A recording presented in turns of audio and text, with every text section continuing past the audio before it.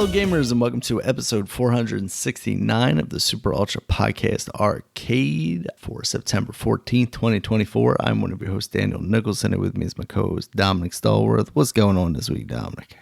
What's going on is that, I'm just going to just jump right into the sports. Orioles have not been looking great, man. Yeah. They have they have not been scoring, man. The bats are not driving in runs. Sometimes they get men on base, or like yesterday, Detroit, man, guy was doing a perfect game for I think he went through six straight innings or so, or 6.2 innings. I don't know, almost 6 and a third innings. 2/3. I forget what it was. It was a while. He was going, and then Gunnar Henderson finally got a hit. I think in the seventh, it was the seventh or eighth. Actually, it might have been the eighth. I think he went with 7 games perfect or something. No, he gave up a walk. I'm sorry, he didn't get a hit. He gave up a walk, and they so we finally got man on base. So it was still a no hitter, but they took him out, and then Gunnar Henderson did get a hit. Finally, we spoiled their no hitter, and he got triple. But we had 2 outs left in the ninth inning, but that was it. Yeah, that's all we did. So we got 1 hit in the game, and we lost 1-0. Yeah. Lost 1-0. I mean, that's what's crazy. Is that our pitching did great. I'm used to our pitching just get up runs, but we, not the other way around. Right, like, yeah. Yeah, I'm used to the days of, the 2012 Orioles through, 2012 to 2016 Orioles. They would score, but, it was always, the pitching would blow it for us. And, every now and then, that we don't hit. But that's every team goes to that. But it was always man, our pitching, we need to get some pitching. And now we got our actually okay pitchers, because we only got our best pitchers, because a lot of pitchers got hurt. But they still keep us in games. So overall, they're keeping us in games. You can't say that, if this pitcher staff was still here, we will win these games. Now, some of them we probably will, but some of them we probably could win. They probably hold the team off without scoring anymore, in the late innings or something. But the thing is, I can't really get mad if it's a low scoring game, because I'm dude, y'all gotta score too. We gotta score too. I mean, yes, we're not always gonna I don't expect you to score all the time, but at this point now, man, I just haven't been consistent. I don't know what happened after the All-Star break, man. These bats have just gone cold, and it's just not been. It just hasn't been great, man, and it's so frustrating, because it's darn, if we had some kind of consistency, we could be so far ahead in the league, probably, because nobody else is doing it. I mean, only now the Dodgers been winning, and the Yankees have been. They won a few recently, but it's we're helping them out by losing, so they'd be ahead, because they're still not that far ahead. But it's just, it sucks. I don't know what the problem is. Why all the bats gotta be cold? Why can't it just be a couple guys? But sometimes that's how it is in baseball, and I just never understood it. Anyway, I know Judge, man, he was on a quiet streak of not hitting a home run, that he finally hit a grand slam to help the Yankees win. Oh, wow. Of course. And now I forgot what number he's at, but he's looking for another 60 home run season. I know that. So he's in the 50s. So yeah, that man's awesome. And Shohei Ohtani is looking to be the first 50-50 player ever. 50 stolen bases, 50 home runs. Jeez. Which is great. I mean, that number is great, because nobody's done it yet. I mean, even though these new rules have just got here. So, thing is, this is why in sports I hate comparing to the old timers, to people back in the day, because they didn't have these rules. Because I'm thinking, if Ricky Henderson who's the best base stealer ever. Um, if he had these rules, he probably have like a 200 something stolen bases or something, or maybe 300. I don't know. Yeah. He probably have something ridiculous, like in a season. Because the record I forgot is like 100 and something, like 30, is it 30 something? I forget what the record is. But like he would destroy his own record if he had these rules where the pitcher can only go to pick you off twice. Like so, but and it's not taking away for Shoei because I'm comparing it to other players. It's still like he got 50 home runs and stolen bases. Like nobody's even close to that. You got people who got more stolen bases, and you only have one dude who has more home runs. that's Judge. So I mean, the guy's incredible. The guy so far, and he's not even doing it. He's not even pitching this year. So it's looking like money well spent so far for the Dodgers. And they look dominant, but you know what? They look dominant. I thought they always looked like the best damn team in baseball for the last, I don't know. It's been a long time, man. Like they've been looking great for almost like 5 years straight. Or probably maybe longer. But they only won one, and that was the COVID. And that don't count to me. Yeah. I'm sorry. Like that don't count. Yeah, they haven't. This could this be the year they finally actually win in the whole within a whole season? Like that's a legit season. Can they finally do it? I hope not, because I want my team to do it. Yeah. So the Dodgers they're looking great right now. Like they're looking like the team that people thought they would be. What they thought they were going to be. So it's like expected with them. But yeah, we'll see, man. Because it's a tight race. You got the Kansas City looking great.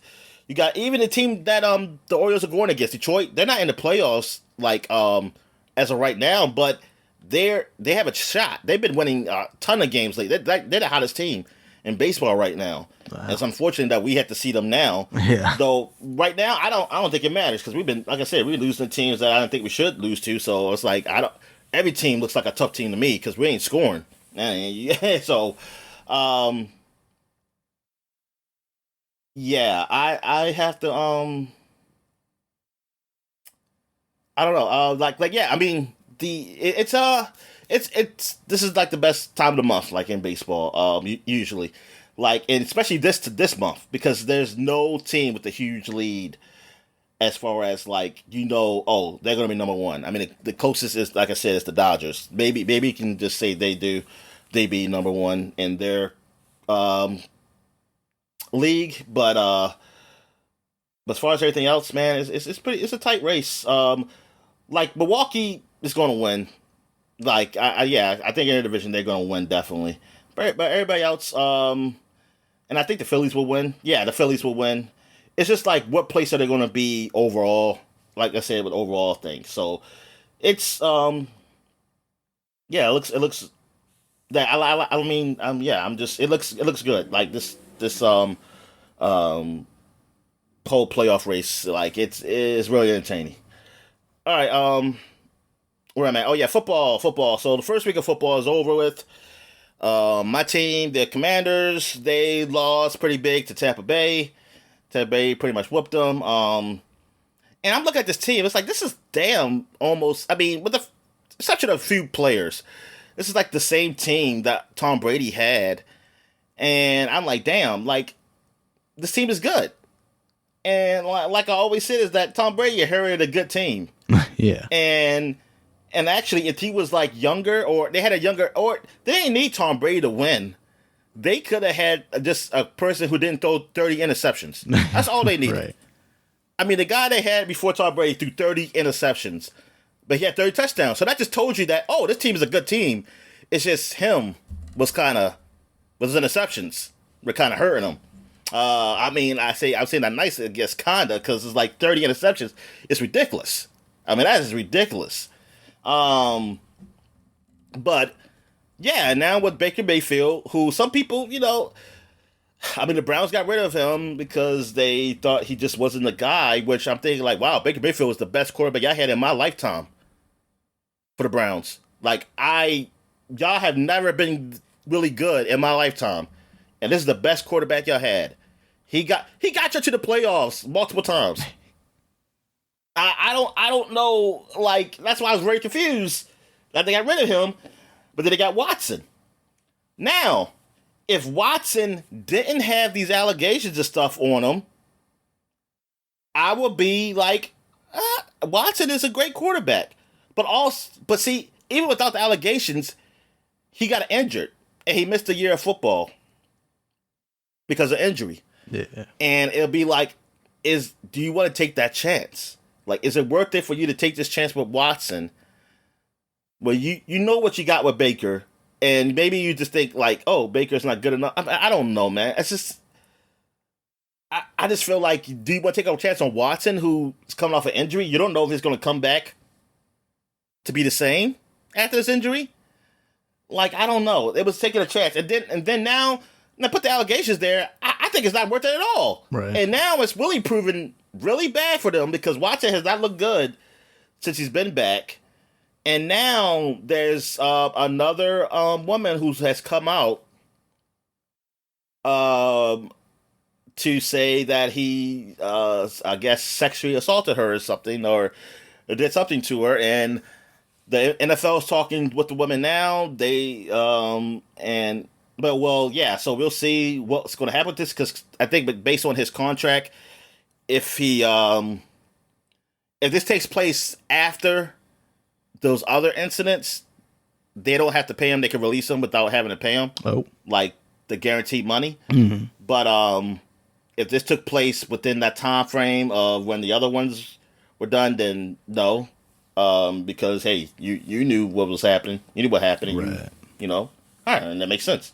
So yeah, I guess they're trying to see how to deal with that. But yeah, it's just too much. And Browns fans, I mean, I know they're just fucking frustrated because it's like, what the hell, man?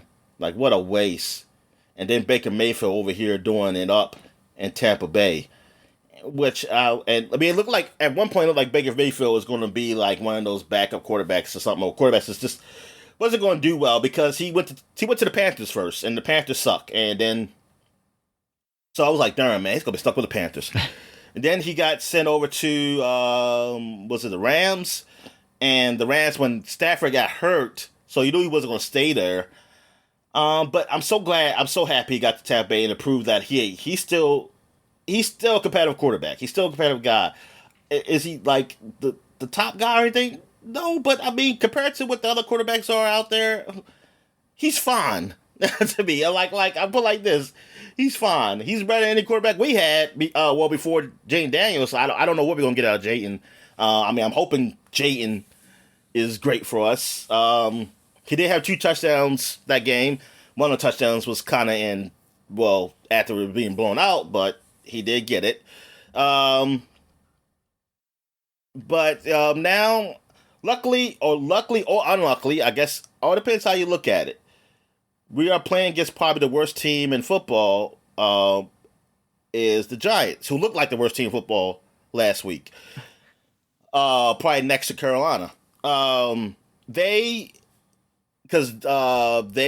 Daniels, New Yorkers are just tired of him. Like I said, that contract was horrible. I don't know why they believed in Daniels. But now we get to face him, and hopefully it's like, we gotta get a win. Like, we have to win this game. We can't lose against this team.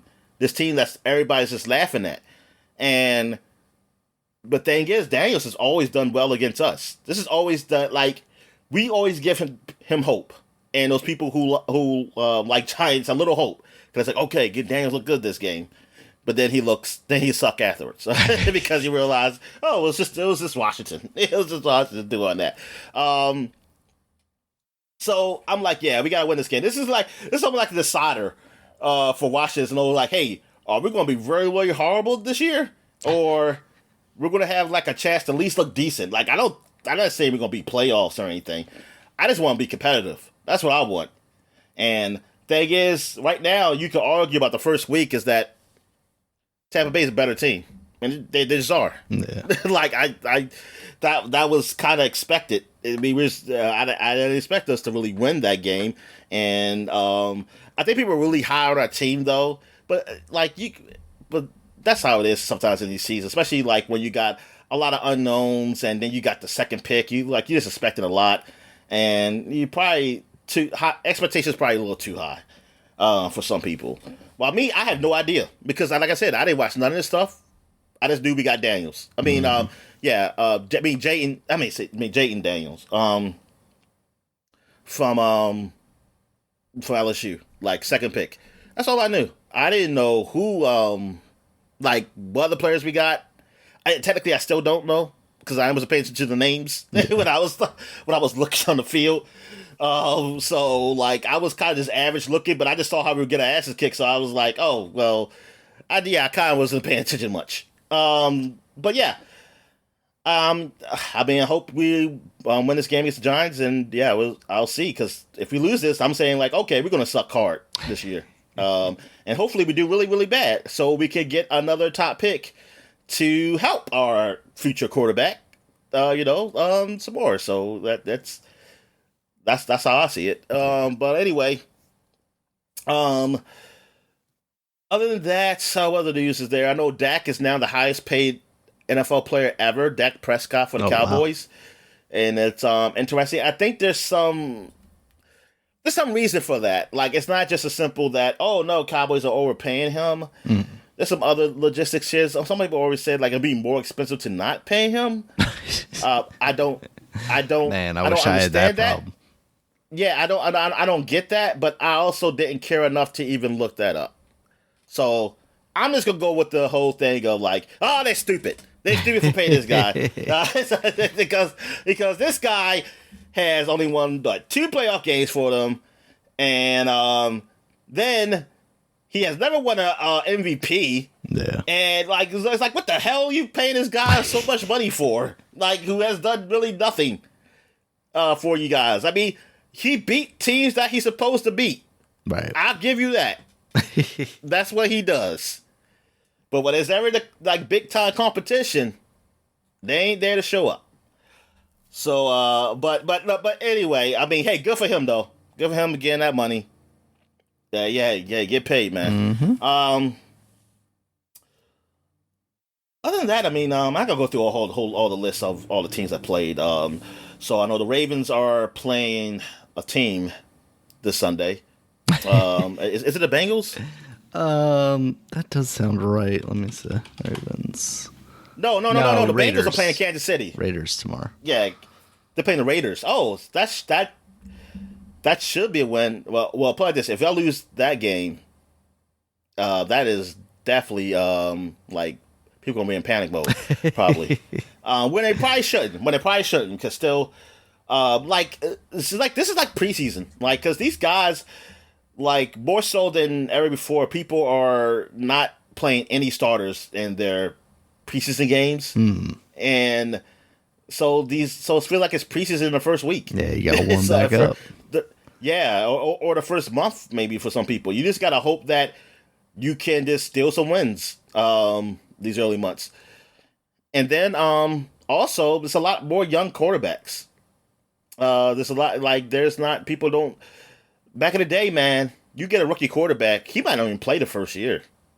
Sometimes they don't play to the second year. Yeah. Some people play third. Feels kind of crazy. And then now they just put them in there. Yeah.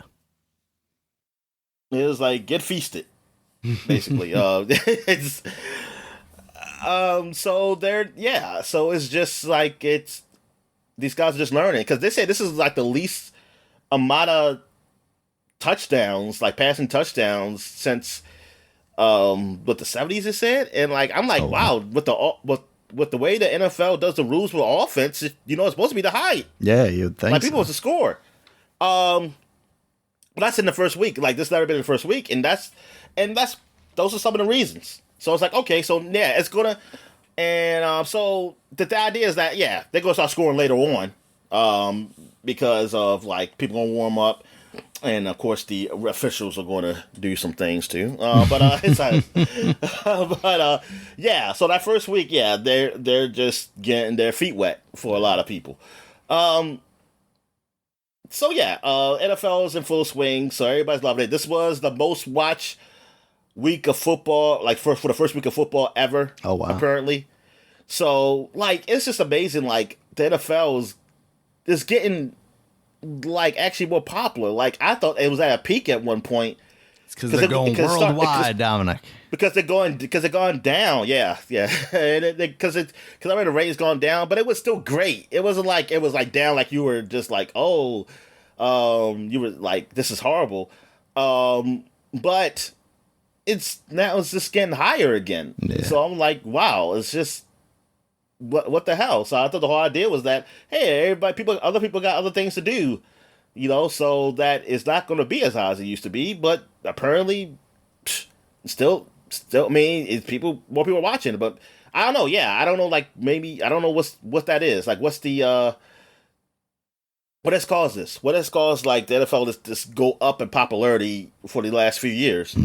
Like that's really high because especially with the MAGA, well, not to say MAGA, but people who don't, because it's actually, I mean, it's them, but it's still some people, even I'll probably say the liberals who didn't like the whole kneeling for the flag thing. The Patriots, as you call them, Dom. What'd you say? The Patriots, as you call them. Yeah, the Patriots. Yeah, they were all mad about the freaking kneeling for flag. They said it's a woke, and they're not going to watch NFL anymore. Yep. So I'm like, what happened? And I remember seeing those articles too, saying like how, oh look, the ratings down. The ratings, it's like we're not watching. So I'm like, so what happened here? What changed? We forgot about that. They kept Kaepernick out of the league. They shut him down. No, they know they support it. The NFL supports us. Our causes. Anyway, what else we got? So that's it. Yeah, for sports. What else? You got any wrestling news? The All In was last week for AEW. It sounds like it was a pretty good show. There were I've seen most of the highlights at this point. I haven't actually seen the show itself, but Bryan Danielson did retain the title, but then Jon Moxley came back, who was part of the same crew, Blackpool Combat Club. But he turned on him and choked him out with a plastic bag, Dominic. There was some murder going on this wrestling show. And then Swerve lost to Hangman in the lights out, unsanctioned cage match after getting a syringe shoved in his mouth and then get hit in the head with the chair. So they definitely seemingly kind of upped the violence from the last time that they had met each other. And then that's good. Yeah, violence is good. Violence is good. I don't know. For me, it's starting to get a little too much. Oh God, dang. Okay, fine. And they just start hugging each other. They should just hugs all around, bear hugs. It's safe for everybody. Now, but this was the first week of SmackDown on USA. I think I had previously said that was further out, but it was that. And then I think in the next week or so is when NXT goes to the CW. And then it's not until the end of the beginning of next year. Or no, now I'm just going to be saying wrong stuff. I think it is the beginning of next year when Raw goes to Netflix, because they actually announced that they're going to be moving to 2-hour only Raws going forward. At least through the end of the year, I should say. I don't know what their plan is for Netflix. I honestly wouldn't be surprised if they continued on that trend, if they're not like beholden to advertisers in the same way that they previously were. It sounded like that was, because I guess I don't know if it's on Netflix. I don't know if they're going to have traditional commercial breaks, in the same way. So if they don't have those, then I could see them moving to a 2-hour program. which I think a lot of people will be happy with. I mean, obviously, when Raw was really bad, you obviously don't want 3 hours of really bad television, so people were obviously complaining then. And I think people are still would be happier if they moved to 2 hours, even with the program being a lot better nowadays. But last night on SmackDown, Cody did have a cage match against Solo Sikoa. It seemed like that match may have just kind of ended in a no contest, or Cody won based on interference or something like that, because the Bloodline climbed in the cage and attacked him. Eventually, Roman Reigns came back to help him out, and now they are doing a tag team match with Cody and Roman versus Solo Sikoa and Jacob Fatu, the Bloodline, at Bad Blood, their next pay-per-view. So that should be interesting, two former enemies, partnering up and coming together. We'll see if they actually win or not, or if we start to see The Rock come back soon and get that back into the swing of things, because it is, getting to be the end of the year, and WrestleMania is going to come back up real quick. Also, Royal Rumble will come back up real quick, so could be a matter of them setting something up for Royal Rumble, or it could be a matter of them waiting until the Royal Rumble to actually do their kind of kickoff of whatever grand story they will be telling. But should be fun. That's wrestling. All right. Hey, I was just looking at some of this indie show from because IGN has an indie show going on, and it looks like this might be like day 3 or something. So this must have been going on for a few days, and I think let me see. Let me just make sure. Yeah, it says day 3. This indie game. I just see this guy just beat up, like it's like a pixelated top-down look, where it's like a horde of women in like wedding dresses just running against this guy. He's just beating them up, and then not beating them off, Dominic. Yeah, because it says I think the title is "Fight for Singleship." Like you're trying to be, I guess they're trying to marry you, and you're. Because it says something like, I just want to play video games. And it's like so yeah, you just gotta beat all these women in wedding dresses, and then you got different like stages, because one is like either like an island or something, or like they got like military outfits on, but it still got a wedding dress, under it. So you still see like the wedding dress under them, and you fight them off. It just seems crazy. It's and I guess it's like a high score for how many you beat him up. But I don't know what you're swinging. I don't know what he's swinging like at him exactly. But that's an interesting game. That is quite the now concept. I'm seeing this cat shooter, like this cat. It's called Starlight Sea Cats, like like Galaga or something like that. Or like one of those, those shooters, those space shooters. And see, I already don't like it because it's cats. So it's like, well, you just ruined it. I mean, I swear, man, cats in these video gamers. See, that's just telling me like, y'all super lazy, because y'all the stereotype. You are literally the stereotype, because they're always saying like gamers are like lazy and stuff like that. But then you got cats, and that is the lazy man's pet, because you don't have to take them out to walk or anything, and you probably don't clean them because they just clean themselves stuff. So it's so much less work than a dog, and that's why I say like. And then they're not loyal. They're not loyal. Y'all say they are, though. Absolutely. Y'all say like, no, they love me. I say no, they don't. They love me by giving me the side eye. They wouldn't give you the side eye the same way they give me the side eye. Yeah, and they do things when they want to do it. Like you can't force, like you can't tell them to do it. Like that dog will die. The dog could be dying, but you say come here, he will come. He will try his best to get to you. You turn the dog memes on, Dominic. These cat memes are ruining the internet. That dog would, if you're in trouble, that dog would do his best to save you. He will sacrifice himself. The cat will never. I'll be like, well, I guess I gotta go outside now to get food somehow.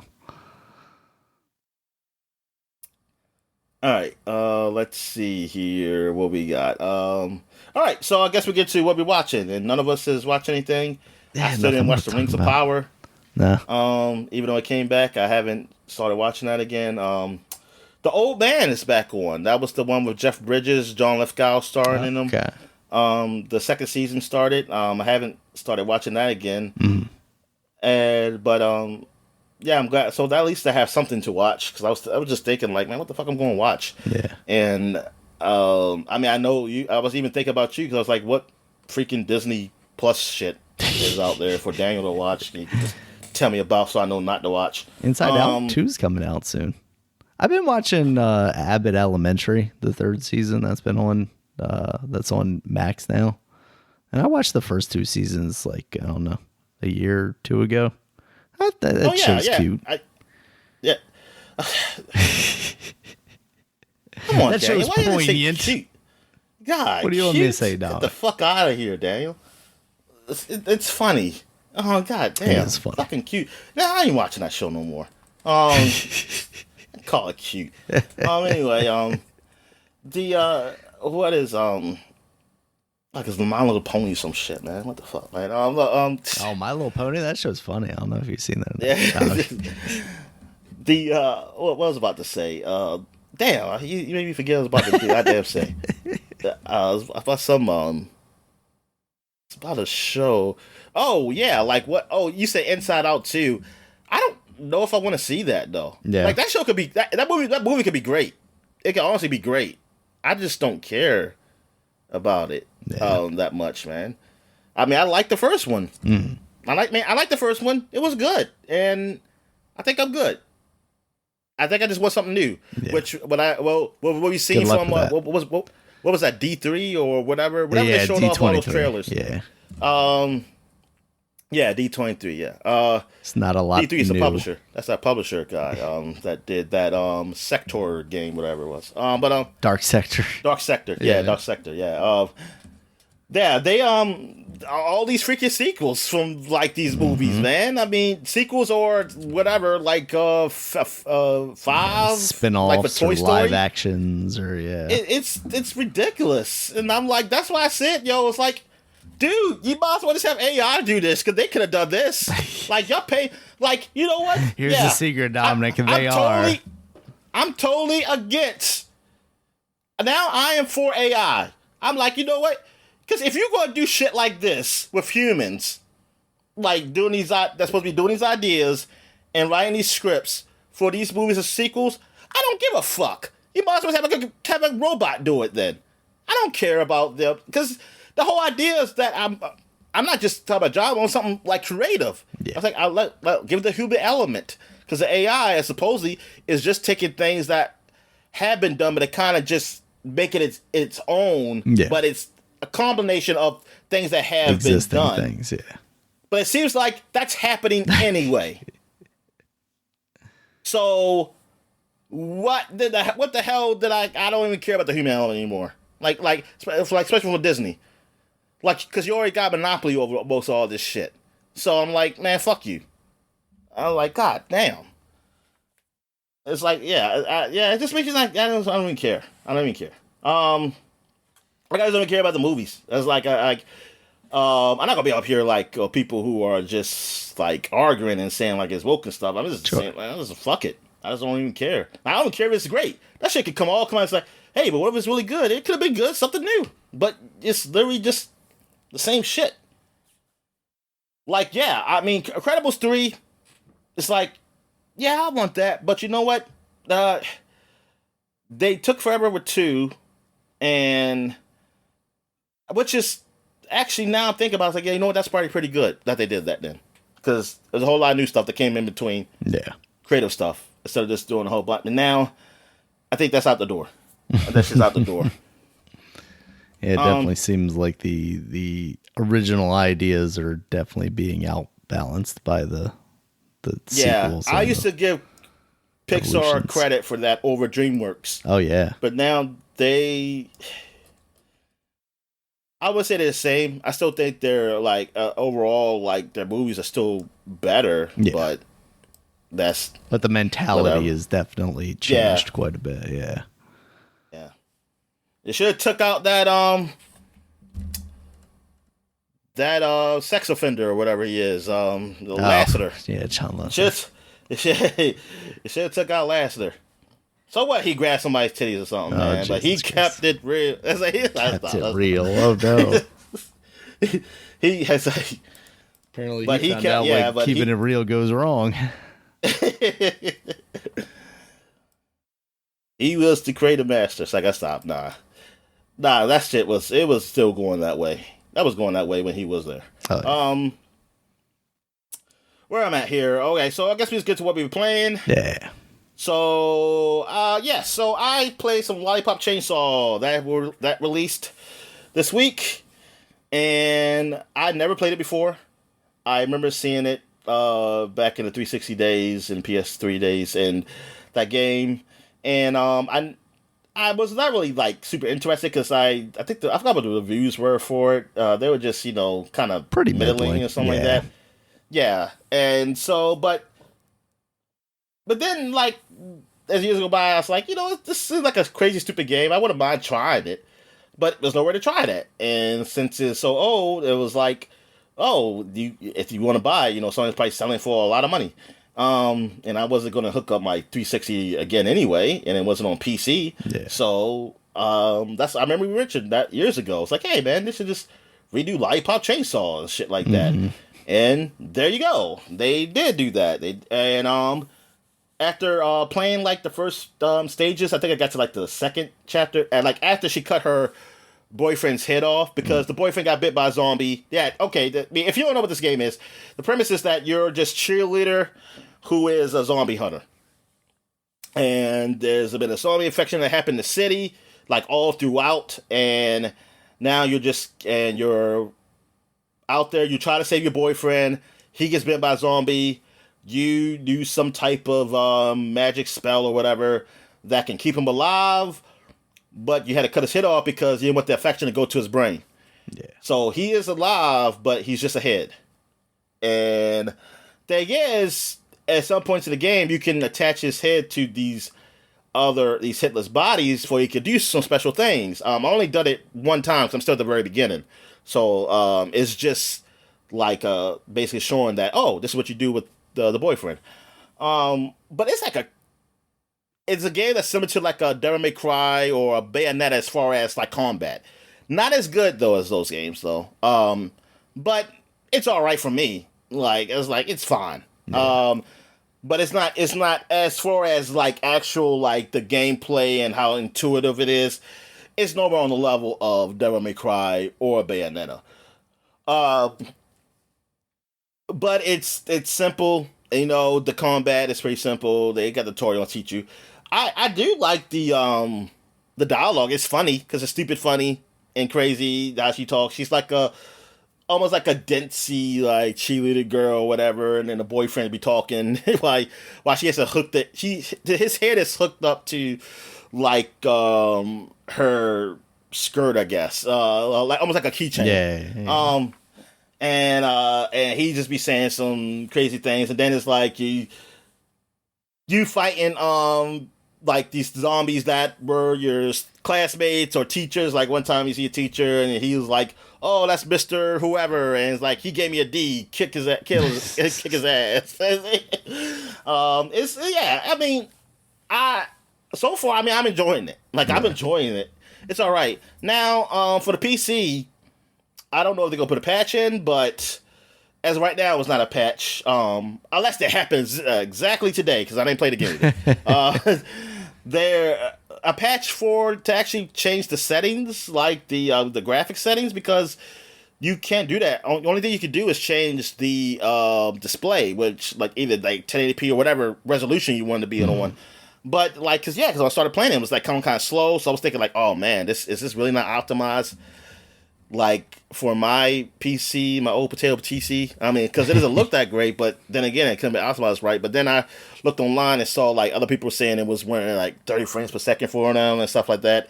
And you know how the internet is with their 30 frames, man. That is awful. It hurts your eyes and make your brain blow up. But they somebody said, yeah, if you go into any like the actual like you have to go and to set it like to physically go into the game and actually change like the settings there, like to change the numbers, the text like file.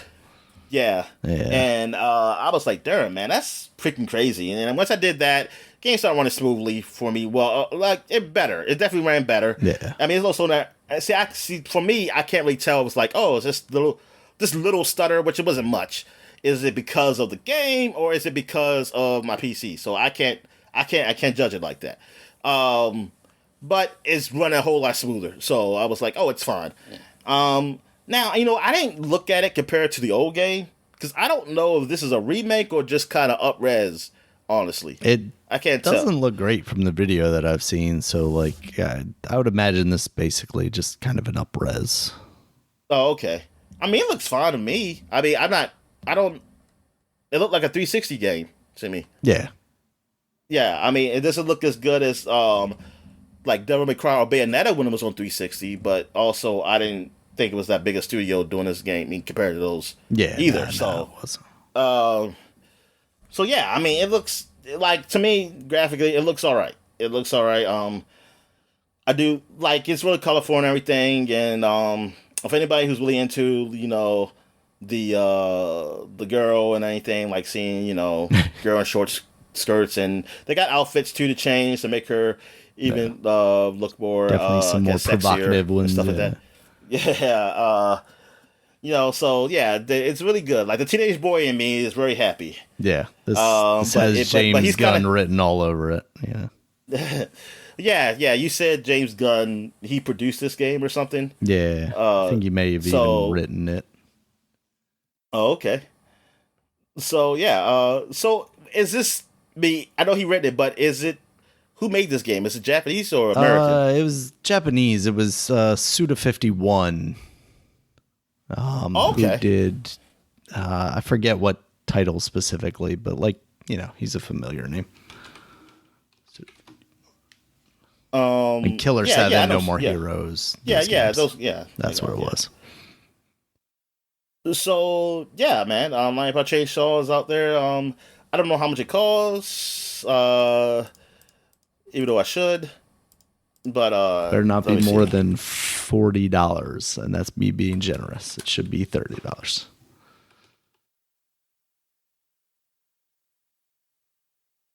Wow. They're showing initial release date. It's $40.49 on Steam right now with 10% off, so $50. Or $45. Right. Let's say 45. Yeah, that's weird. All right. That's I was hoping like 30, but no, you know what? No, it's the it's because of the economy, Daniel. Yep. That's why the things gotta go up. Yep. And well, if you use inflation, Daniel, this is the cheapest this video game has ever been. Yeah, it would actually be like $1 billion. Yeah. Stop. Yeah,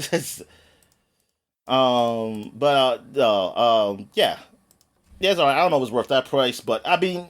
If you're into that type of game, it probably won't matter. I mean, maybe just you just like that. You love playing as sexy young girls, and well, actually, she's 18. Of course, it's legal. Obviously. Because it's her 18th birthday during this game. Oh, Jesus Christ! Yep, it's her 18th birthday. Because even the boyfriend, when he got bitten by the zombie, he was like, "Oh, I'm sorry, I ruined your birthday." What a nice boyfriend. Consider it, yes. Anyway, what else I played? I played some Hades 2 also, man. The early access of Hades 2. So, like the changes in this game. Of course, you're playing as a woman, and I don't know exactly who she is based on the game. Like the game, I don't know who she is to the previous character. I think that's maybe his sister. I think it's supposed to be his sister. Yeah. Yeah. But yeah, that's what it seemed like. Because I was like, I don't know, it was a daughter. But then again, because like the way the Greek gods age is like you can't tell. Right. Yeah. So anyway, the combat like is if you play that game, like you play the first game, you can easily get in this one. There are there are some changes to that, which I wish I could tell you, but I didn't play the game for like over almost 3 weeks, and I totally forgot what those changes are. But yeah, and let me see. This time it's sexier. Like, yeah, well, you playing as woman, I guess that's like a bad thing. So this time Hades 2 was woker. Is that what you're saying? Use some points for that, for not having a penis. But let's see. Oh man, doesn't really go into what the actual changes are. I know you get new powers, you see new gods talking to you. Yeah, I'll come back to it because I haven't played it in a while. I was supposed to have talked about it like a couple weeks ago, but I just totally forgot about it. But I will say this: I did enjoy it. Like I really enjoyed it. It's the story was really interesting. The voice acting was good. Oh wow, it's even got that stuff in it already. Because this is still early access. I mean, I know I've seen people talk about that it's been relatively fully featured, but I didn't realize that it's pretty close. Sounds like. I just don't know what the release date is for this. Really, I don't think they really have one. No. Like official like, hey, this is the day it's going to be out. Yeah, so it's gonna be a Switch 2 launch title, Dominic.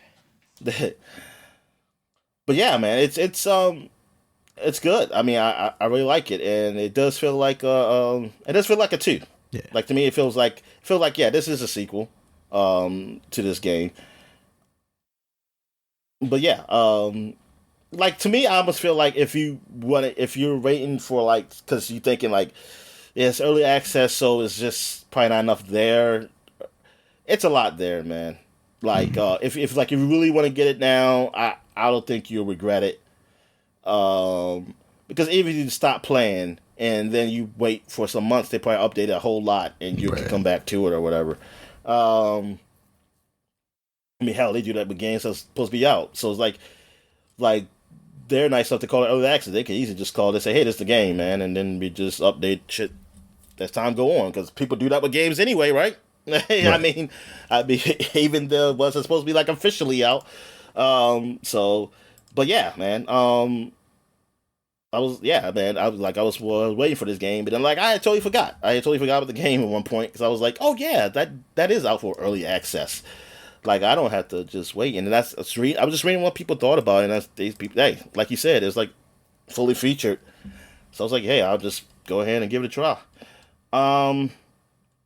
What else have I played? Oh yeah, so I've been playing Trails. I've been playing some more Trails through Breakthrough. I forgot the fucking subtitle for that thing is. The latest Trails. The latest Trails games in the US. The US version anyway. The latest Trails game. And that I'm still going through that. Oh, I'm at I'm at a location where it feels like it's more like Arab like. Interesting. Part of this country, which is like I said, this country is almost like it feels like Eastern, like it feels like Asia, like Asian, basically. So it has all of Asia, like of course it has like Japanese, Chinese, which I already been through, and like generally I think white is still like the main population, but it's a lot of immigrants. So because this country kind of borders those countries. Their version of those kind of countries. So you got the East Asia, and you even got West Asian, which is like where I'm at now, basically with like kind of the Saudi Arabia looking areas. I see a bunch of Latins and Jasmines around, Daniel. So yeah, well, I ain't call them sand people, Daniel. I just said I didn't say oh God. Oh. But now okay. I'm saying oh God. Oh, yeah, no. Oh, Allah. I'm just joking, but yeah, because it's like a big desert area. You got camels and stuff like that, and because there's some movie festival happening here. And like, so you got a lot of people from out of town, which including me, but I'm going there because look like something's going on there. I'm here that for I'm hero supposed to be watching out purposes, not movies. Yes. Well, hero purposes, but technically I'm working because I'm a what they call a spriggan, which it actually means something because I heard that term before. Okay. It's almost what's it called? I'm almost like a hired gun, not a hired gun.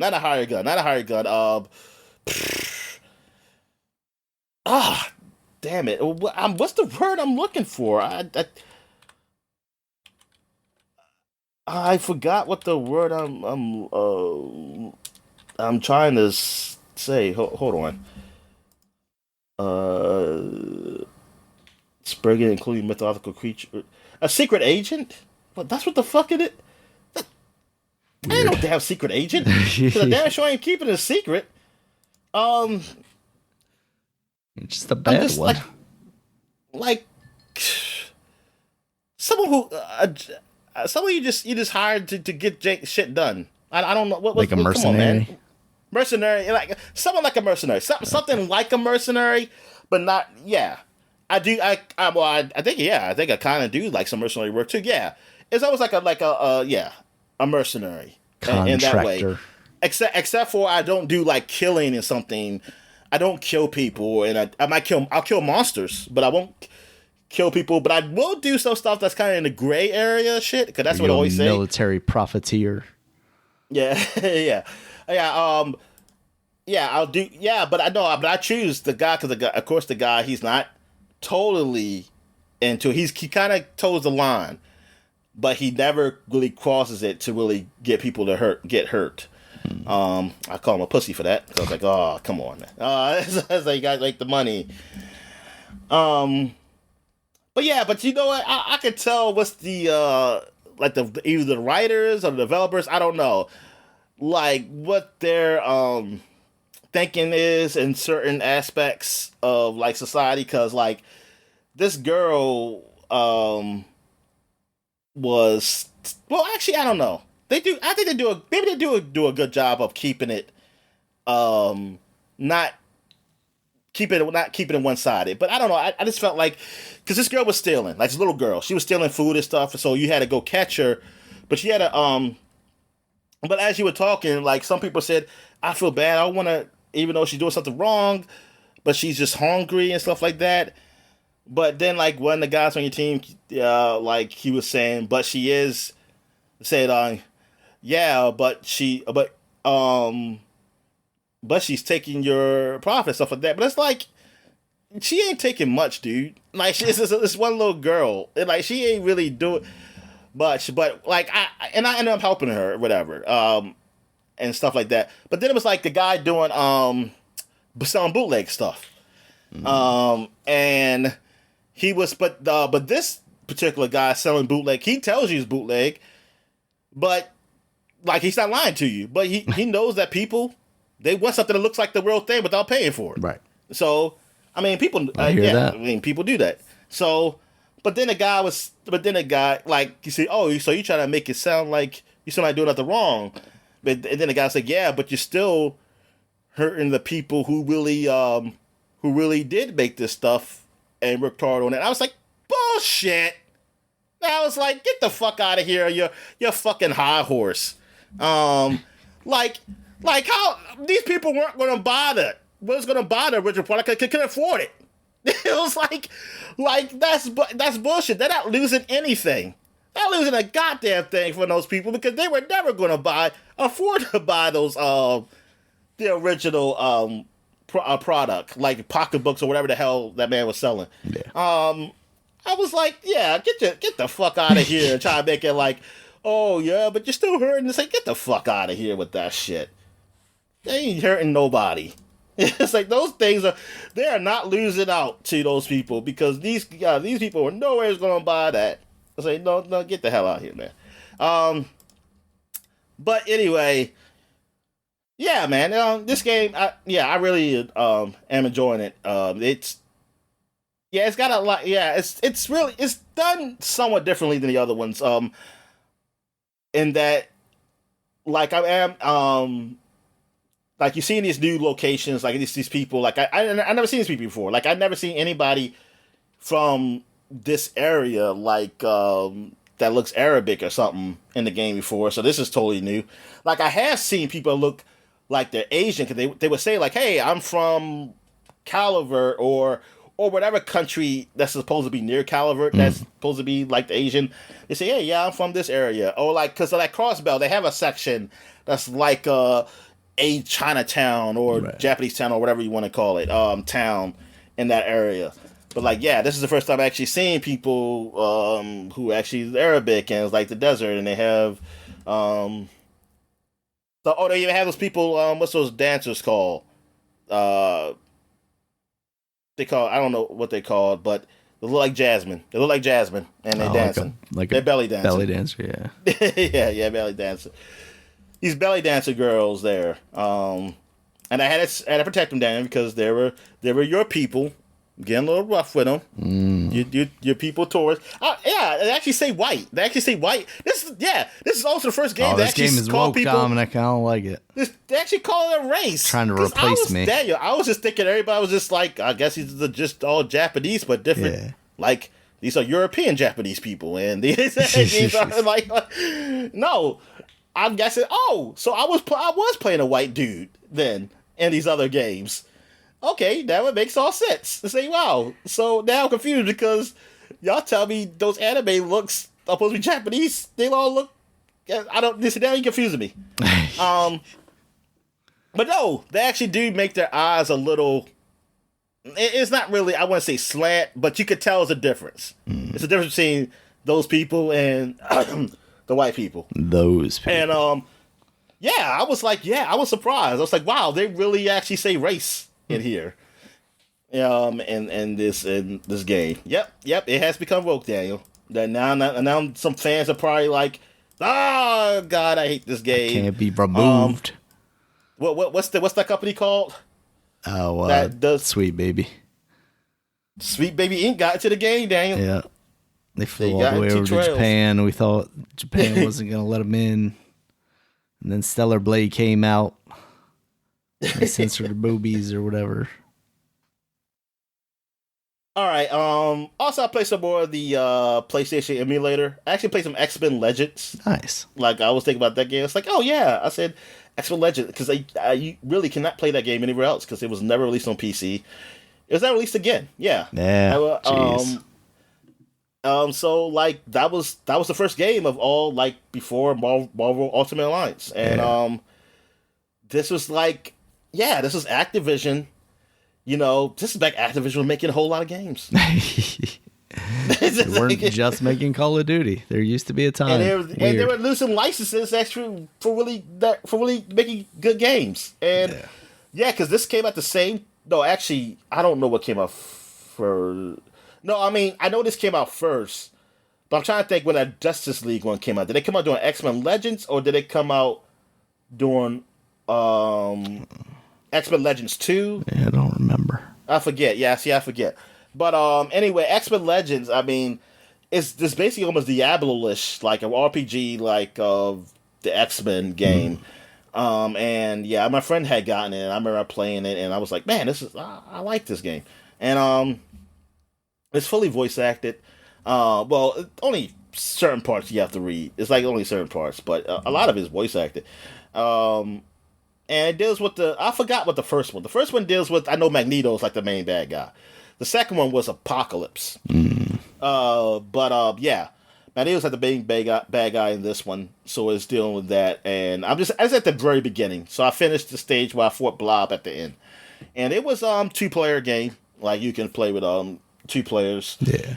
I don't know if the first game had it where you could do multi-tap with 4 players. I'm not sure. I don't think so. Actually, because when I was playing single player, you can't play with a second character until a certain point of the game. Gotcha. But yeah, man, and I was like, man, this is memories, and darn, how this ended. And then I was thinking about, like, darn, Ultimate Lines 3 did come out for the Switch. Yeah. Years ago, but it's just on the Switch. Like, Yep. they never did, and that's sad. Hopefully That's it runs freaking better on the sad. Switch too. What'd you say? Hopefully it runs better on the Switch too. You said hopefully it runs better on the Switch. Yeah. What do you mean? On the Switch 2. Oh, the Switch 2. Oh, Yeah. Switch. I thought you mean also. I was really confused. Oh, okay. Yeah, Switch 2. Yeah. Hopefully. Because I heard that there were some performance issues with that Oh, version. yeah. I definitely heard that too. Yeah, so that's all I really played. I mean, I played a little bit more Frostpunk. Oh, yeah, I don't know if you can actually get another location. I think you can just find other places where you can trade or find places where you can get some more resources. So now I really got to fix my... I know this for the first time I had to turn away people who was looking for places to stay. So I was like, I ain't got no room. I said, yo, dude, I ain't got no room here. Closing your borders, Dominic. I see how it is. Yeah, I have no room in this crater area. You gotta invite them in and then eventually eat them, Dominic. That's how you get more meat. What are you talking about? Well, yeah. I mean, they could, because they'll show like, hey, these people are homeless, and I guess they'll just live homeless, but that will raise discontent, Daniel, and I didn't want to raise they won't discontent. Know. Nobody will know. And then oh yeah, because I finally got out those people who were trying to get people to be Londoners. I stopped those people because I got my religious people to go after them. It's not the state going after them; it's the church. They just told them they're sinners, and they left. Even though and then eventually they became all freaking cowards when they said like, "Oh, I don't think we should do any more."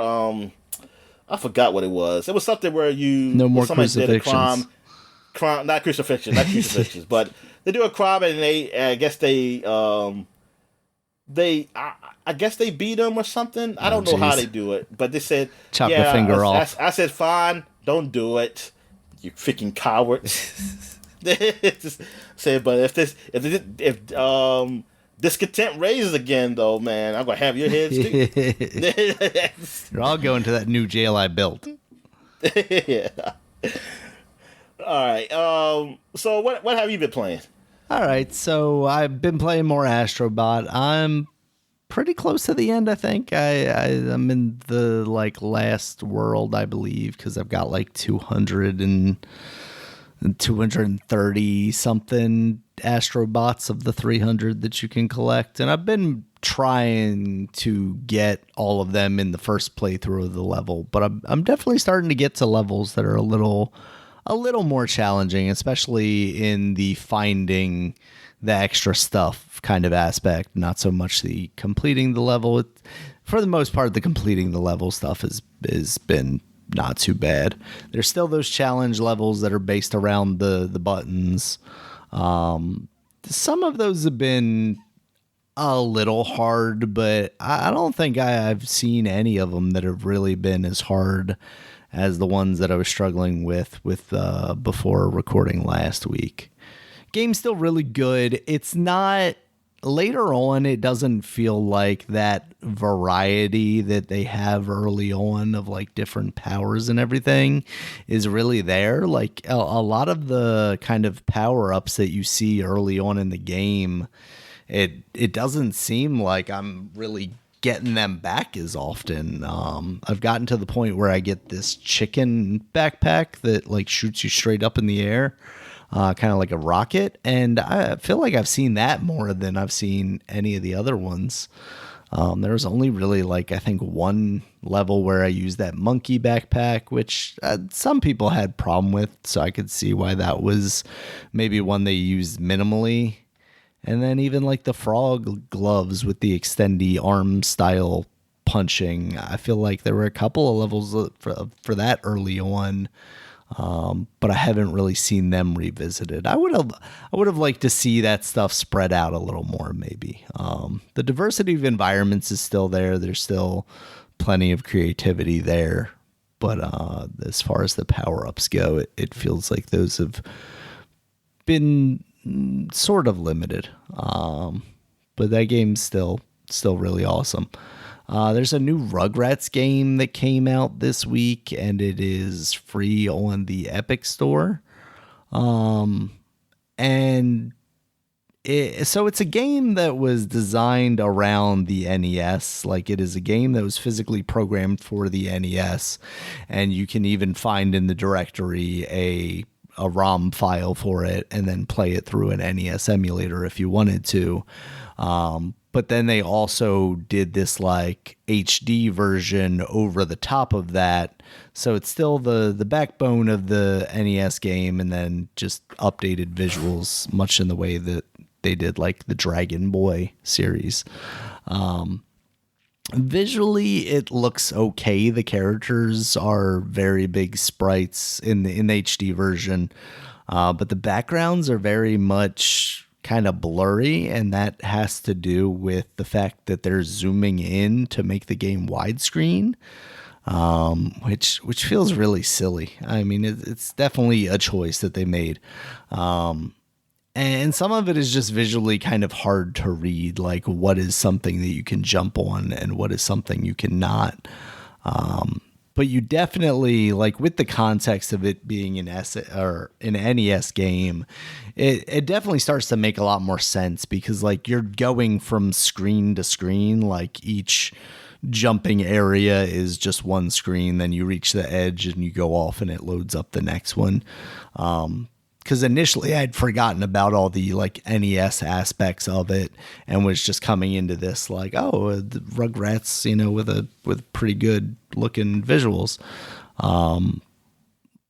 So that made a lot more sense. And then switching into that 8-bit style, it was definitely a lot more legible. You could read a lot more of the environment and what to do in it. The first level was very basic, rudimentary. It felt like it was just like, getting you sort of familiar with the controls, which is effectively just jump and pick up stuff. It very much has a Super Mario 2 vibe to it. You've got, at least initially, you can play as one of the 4 kids, Tommy, Chucky, Phil, and Lil. And then they all have different stats with the jump and the throw.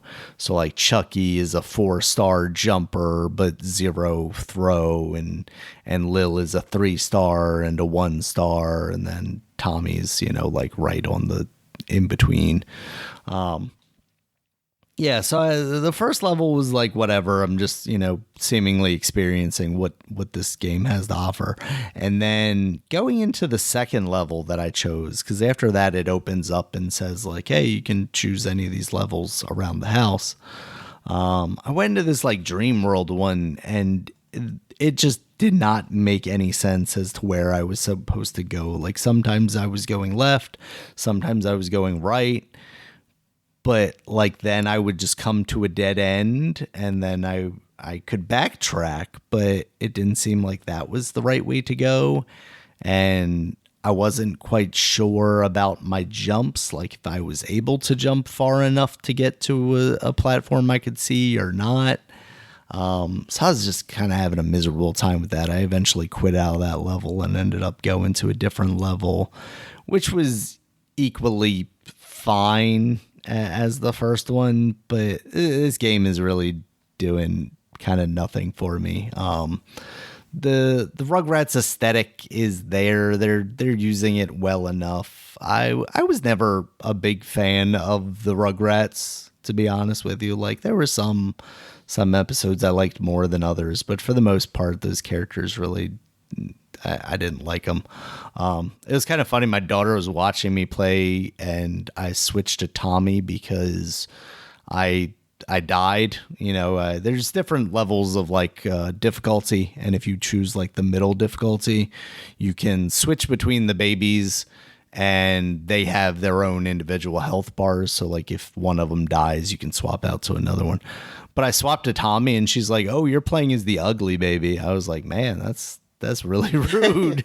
But also like, man, these characters were definitely ugly. Yeah, so I don't know. Is a free thing that is available on the Epic Store. I'm not entirely sure for how long. Usually those games are about a week.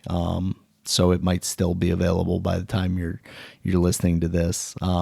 It might be worth checking out, and the kind of gimmick of it being an an NES game that you can pull the ROM out of and throw it in an emulator. That's kind of neat and maybe a better way to play this.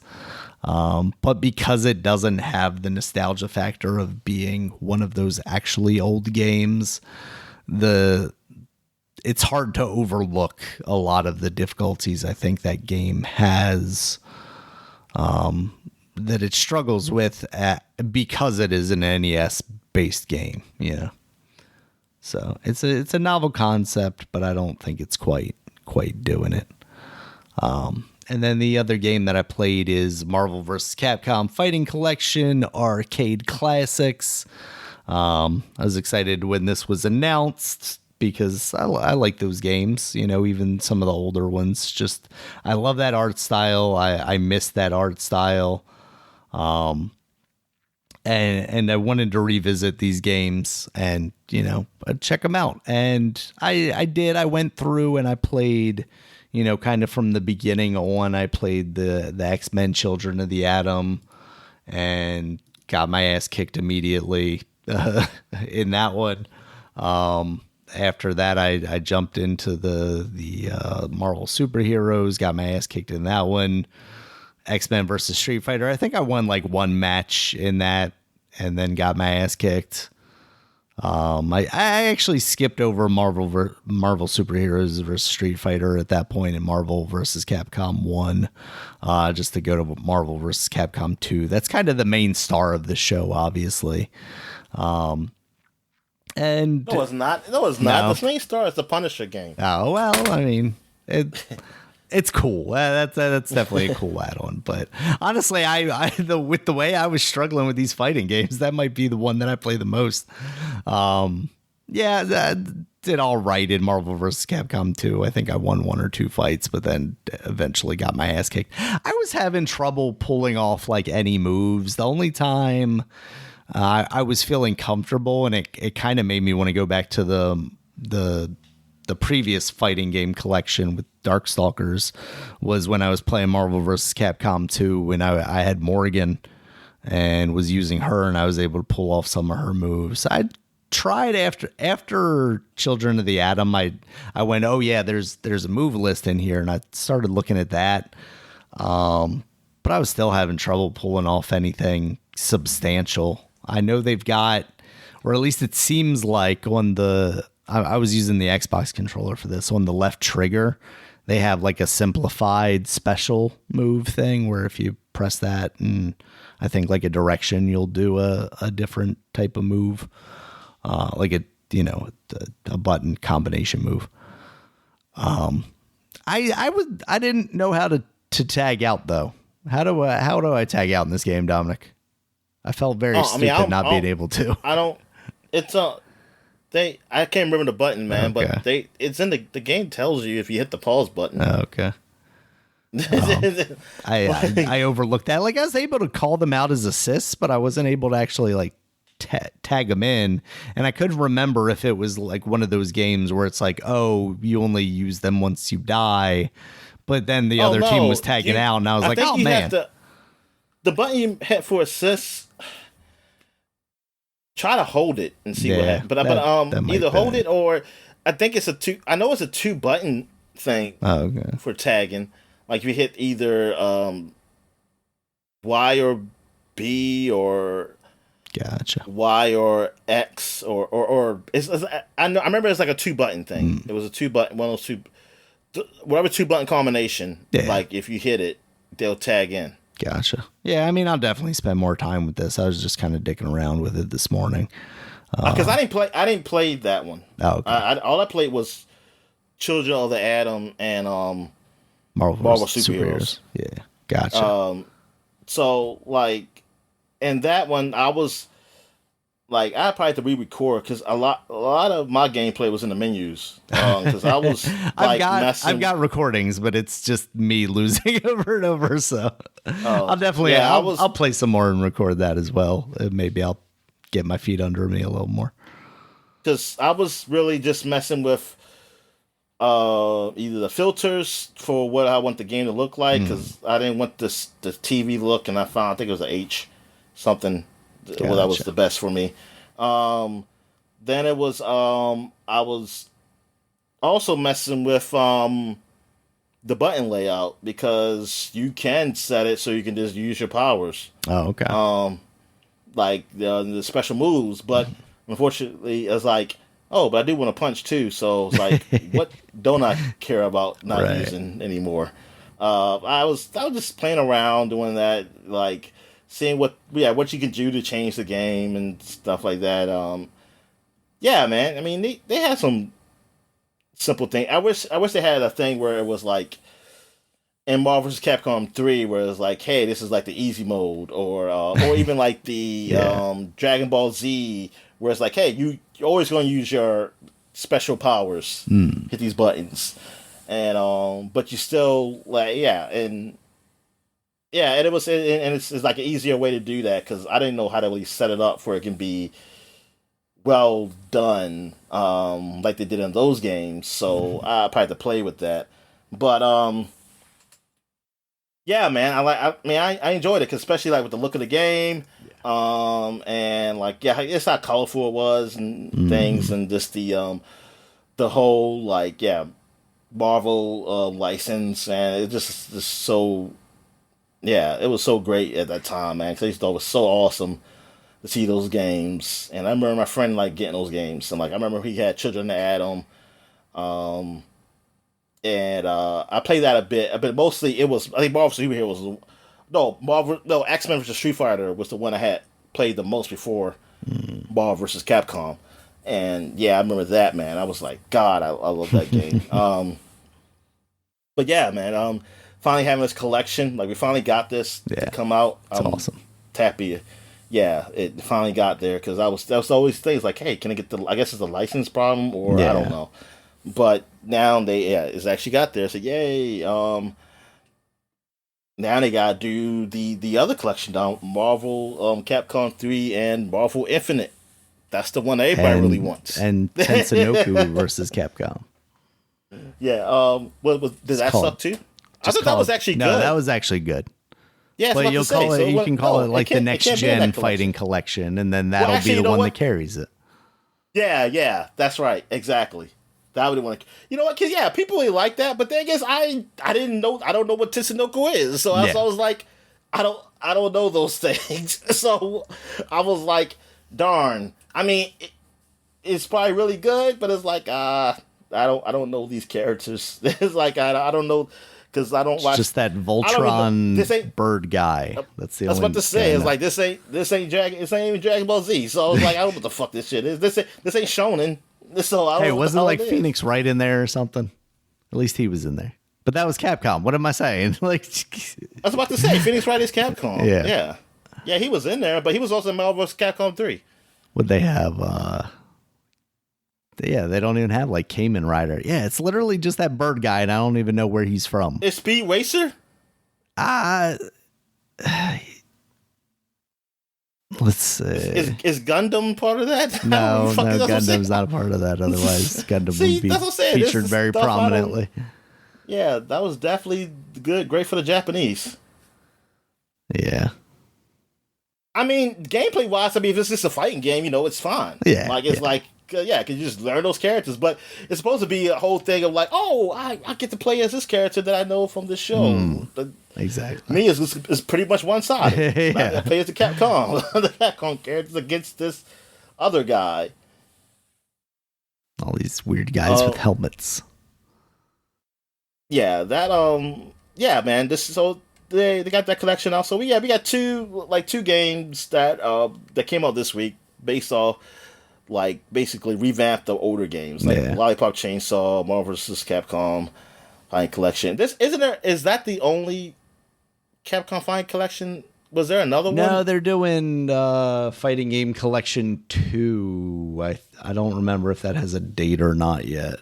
But what was that one? Was that what 3? I think that was like Street Fighter 3? Alpha 3 and like a whole bunch of other like kind of more obscure games as well. yeah. So it's probably like a lot of the alphas in there. Yeah. Let's say. Oh yeah, that's the one. That's the one with Power Stone and Capcom versus SNK, Project Justice, Street Fighter Alpha 3 Upper, Plasma Sword, which I had no idea. Yeah, games like that. What about Street Fighter EX? The 3D yet. Street Fighter. They'll get there. They'll get there. That was in a collection though. Was it? Oh, was it in the Street Fighter collection? No, not the one I announced, but maybe some other. I don't know if it was in that collection, but I think it was a collection. I'm talking about like in the past. Oh, okay. That was in. I remember that being in a collection. The EX. Maybe it was the EX collection. Maybe that's what it was. Maybe it was like because there was like 3 of those games. I think it was 3 of them. I know it was more than one. Right. Yeah. Even though my friend said, "Yeah, this one sucked," but he got them. Because he was such a Street Fighter fan, he still bought him. I was like, wait a minute, I thought you said you suck. Why you get the second one? And he would still play the shit out of it because he used to love Street Fighter, man. Yeah. He was really good at it too. What else was there? Is there anything else? Oh, I did play some Astro Bot. I did. I played some. I played a little Astro Bot. I played. I didn't play a lot. I was curious to see could I even play it because I don't have a DualSense. Right. So, but it still let me play it. Yeah.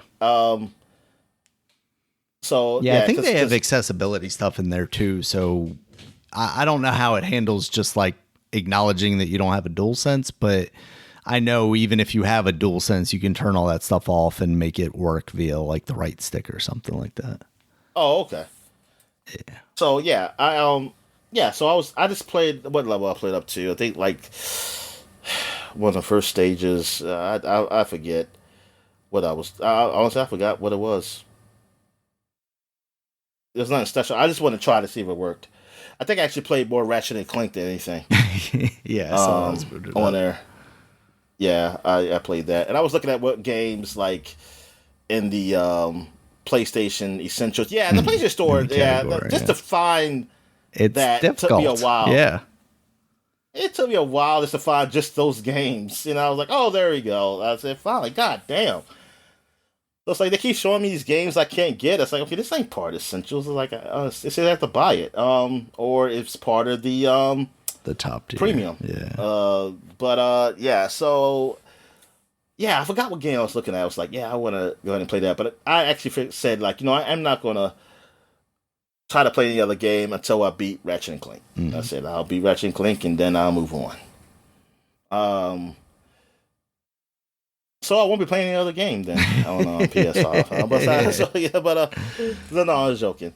No, but yeah, it was working. It was working well when I did it. Like it looked good. Like it nice. Wasn't even blurry. Like I remember one time it was like really blurry, but then it got looking good again and just struggling. Yeah. And it didn't do that. So I was like, wow.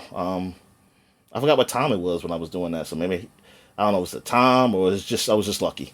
It's these 6G Wi-Fi adapters or whatever that I got. Oh yeah, I'm saying this like people know what I'm talking about. Because I'm playing it streaming through my computer to Daniel's system because I don't have a PS5. Yeah. So what I do is sign to his name, streaming it from his console to my PC.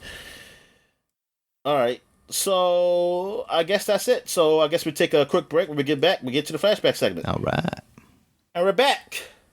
And now we're flashbacking to 2014. We're flashbacking 10 years ago. And this huge game came out, Destiny, for the PS3 and Xbox 360. Yeah. And for the PS4 and Xbox One came out. So Destiny, this was the Bungie game when Bungie was their own studio, independent. Because there was nobody who published when they first came out, right? No, I don't think so. Yeah. Or was it like Activision or something? I'm saying, when did they? I thought they joined Activision after later. Yeah. So Destiny. Yeah, this was their first foray, like away from Microsoft since they left Halo to their own story. This was like a multiplayer first person shooter, like online on constantly online game where like not massively. It's not really. I wouldn't really call it massively. It sort of is, but it isn't because it's not like you're going to an open world. Yeah, it's and you're with people. It's like it's like you go to a hub world, then you go to different sections. It's the original live service game. Yeah, basically live service. Yeah. So and this was huge. I mean, everybody was really anticipating this. I heard a lot of good things about it. Mm-hmm. We both bought it when it first came out. And we did not enjoy it. No, we did not. No, we did not enjoy it when it first came out. Like the shooting was great and everything. I mean, gameplay wise, it was fine. Gameplay wise, like for what it is, because feeling and handling, it was good. Everything else was not. But it was just that it was enough content there at the beginning. Yeah, and not for me anyway. And then when they added. They had the raids and stuff like that, and that's when it was required that you have to be with the party, 5 other guys. Because it has to be 6. I think it was 6 guys, so you have to be with 5 other people. And it was like, wait a minute, and it's not, and I can't just jump in. It's not like a jump in co-op type of game, or even matchmaking. And so I was like, oh, come on. I was like, I don't have 5 other people who play this game. All I had was you. It's like I was like, I don't have anybody else to play this game. So I couldn't even do everything. So I was literally playing a game I couldn't even access everything to. And the gameplay, I mean, it just wouldn't like this, like going through the story and stuff, it just didn't stick with me. And it wasn't enough of that loop to get me. Now, I got a lot of other people into it, but for me personally, it wasn't my thing. I realized, man, this is not my thing. Like, and also realizing that when they finally came with a year later with all their content for the same price we paid $60 for, and it was a whole lot more content in it, I felt screwed over because I was like, oh, you sons of bitches. Like, I bought this game because, some people still had problems with it too because they felt like, oh, they got to the end because they got like the highest level and they done everything, and it was like, hey man, we need more shit to do. But then it's like, darn, I had to pay. Wait a minute, I had to pay for each DLC, and I remember, like, I think the cost of doing that was even still close to paying for $60. Yeah, for the whole game, where you could get all that stuff for free. Basically, so it was like, man, it sucks. It's like, this sucks. It's like, I got this base game, basically, which is nothing now, and I just felt screwed over, and I was like, yeah, forget it. Yeah, Destiny was not for us. Like, and like for me, I stayed with it a little longer, but I just couldn't really find reason to stay because, I mean, yes, it is a game that's definitely fun if you have a group of people to play with, which I didn't. And since this game they had matchmaking, they had matchmaking, I gotta just jump in with people and help them out. I'll do that. Now, sometimes you could, like in some events or things, and like I don't know what you call them. I guess levels or whatever in the game. Like if you want to join something, you could join somebody. They might join you, whatever. But not all of them. No, it's like that. And then sometimes you can't. It was random. It wasn't really consistent. It just sucked. And like I was like, it was nothing to really make me stay for it. Like I didn't even want to put more money into it because I was like, I don't feel like I got enough. I was like, I didn't get enough fulfillment for just a base game. Why would I put more money to it? I paid $60 for this. Exactly. Like, why don't I put more money into this just to fucking get that fulfillment? It's like, no, man. So yeah. Yeah, just the idea of the game, like I said, this is like the first of its really kind in the console space anyway. I don't know any other game that was like this. So that's why I realized, this ain't for me. And it sucks. I wish I knew what I was getting into because I probably would never got the game. Or at least I would have waited a year and got it when it got everything in there for $60. Yeah. And I probably would have gave more of a shot and whatever. And but yeah, it just kind of just man, it soured me because I didn't get Destiny 2. See, and now that Destiny 2's free to play, I wish this game was free to play because then I would totally understand it and whatever. It's like but.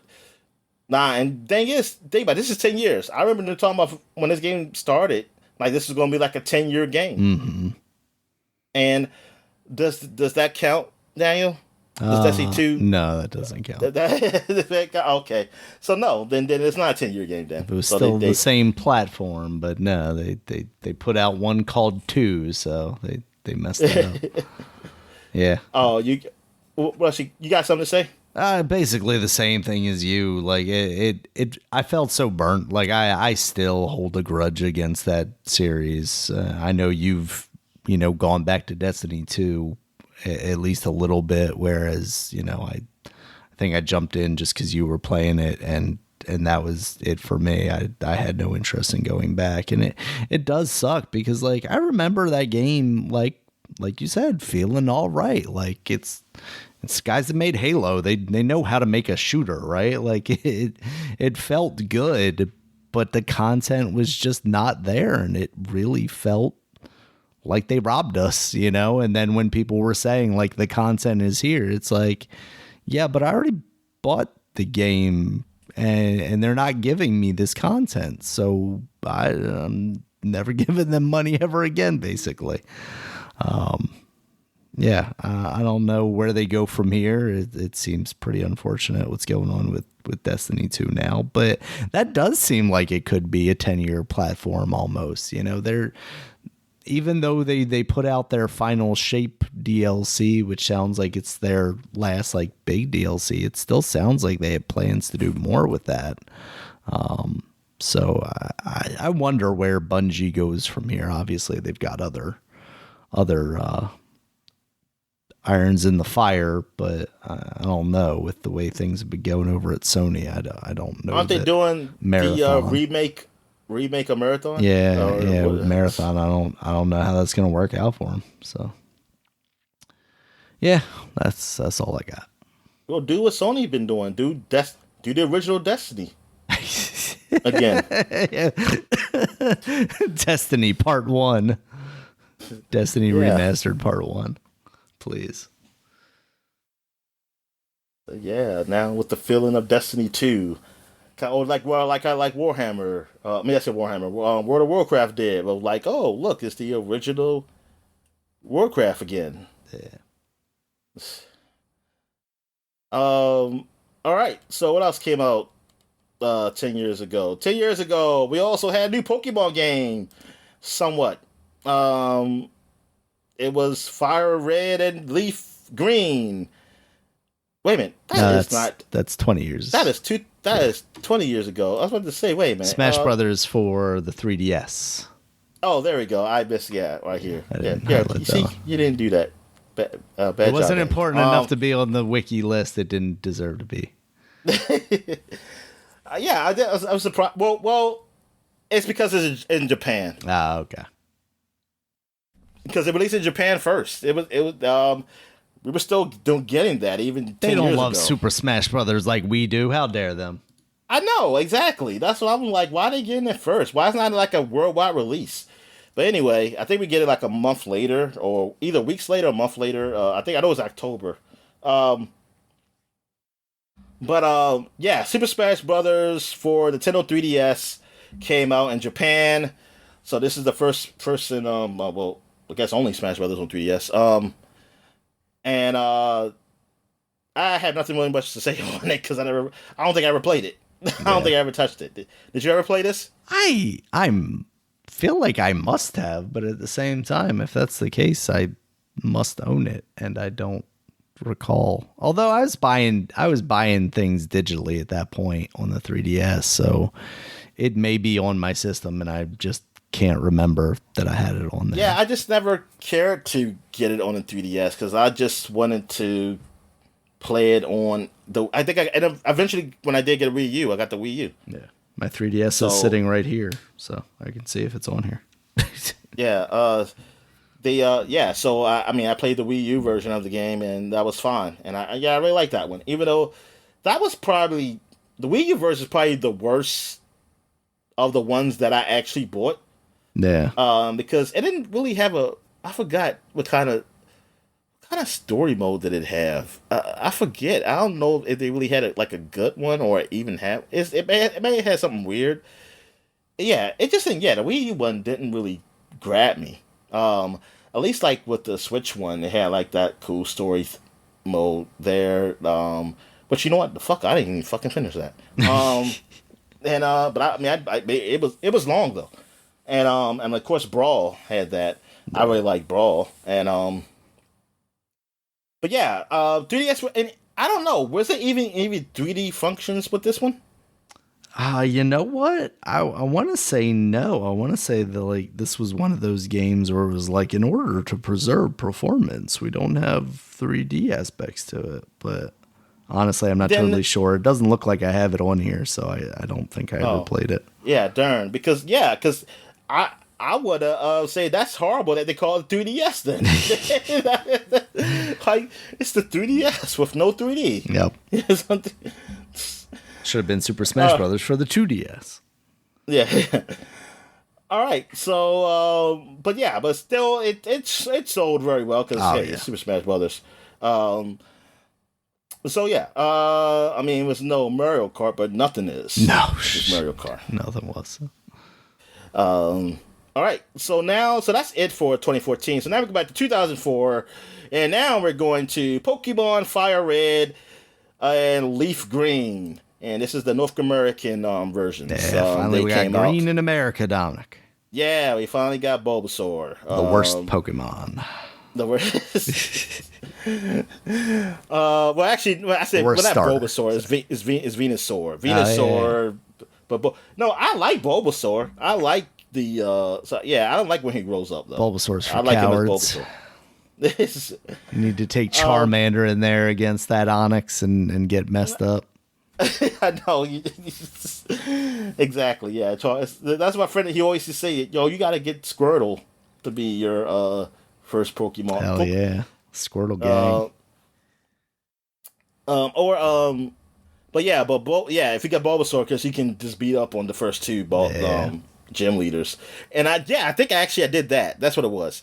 I think I got Bulbasaur. That was my first Pokemon I ever picked. Because that dude told me. He said you go through them. I said, okay. And then I knew you couldn't get Pikachu at the time. Because that's what I would have got. So I want to be like the TV show. And then until Yellow came. But anyway, yes, this is the Game Boy Advance version. Like it was like a redone in the game. And I never played this version though. But yeah, I know about it. Yeah, it's just like revamped. It looks better. I guess it looks almost similar to whatever version that came out before it. Or something like that, like at least with those graphics. Yeah, whatever the Game Boy Advance one was at that time, I can't remember. Yeah. But yeah, I mean, it looks pretty good. I mean, especially it's a pretty big upgrade from those original games that came out on the original OG, black and white Game Boy, or black and green, if you will, Game Boy. So yeah. Oh shit, Pallet Town! Oh my fucking god! Yep, this is the town where they made pallets. Yep.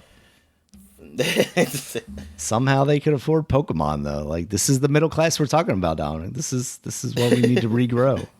People that can just build pallets and still afford to live in nice houses with 2 floors and get Pokemon. You know how expensive Pokemon hunting is? Very. Those Pokeballs are like 700 yen. Here. But people don't go to school in this world. This is like Ash. Well, I guess, you know what? This was like a long vacation for him. Yeah, exactly. It's summer vacation. Because you don't age. It's like, this is my summer vacation. Yep. Forever. You'd be surprised at how many days, 86 summer days or whatever it is. But it's got rated, it got rated around the 80s. Yeah, they get a higher rating, I guess. For what reason? Why didn't it get that higher rating for? So Harris was less positive about the game's graphics, which he thought was limited and basic. Yeah, I mean, for the time, like we're talking about, it We should have had more out of Pokemon at this time.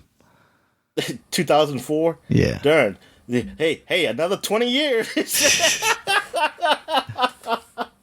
You told me we should have more in 2004. Good God, man. I think there's some residual hate from like not getting like a proper GameCube one, you know? Yeah.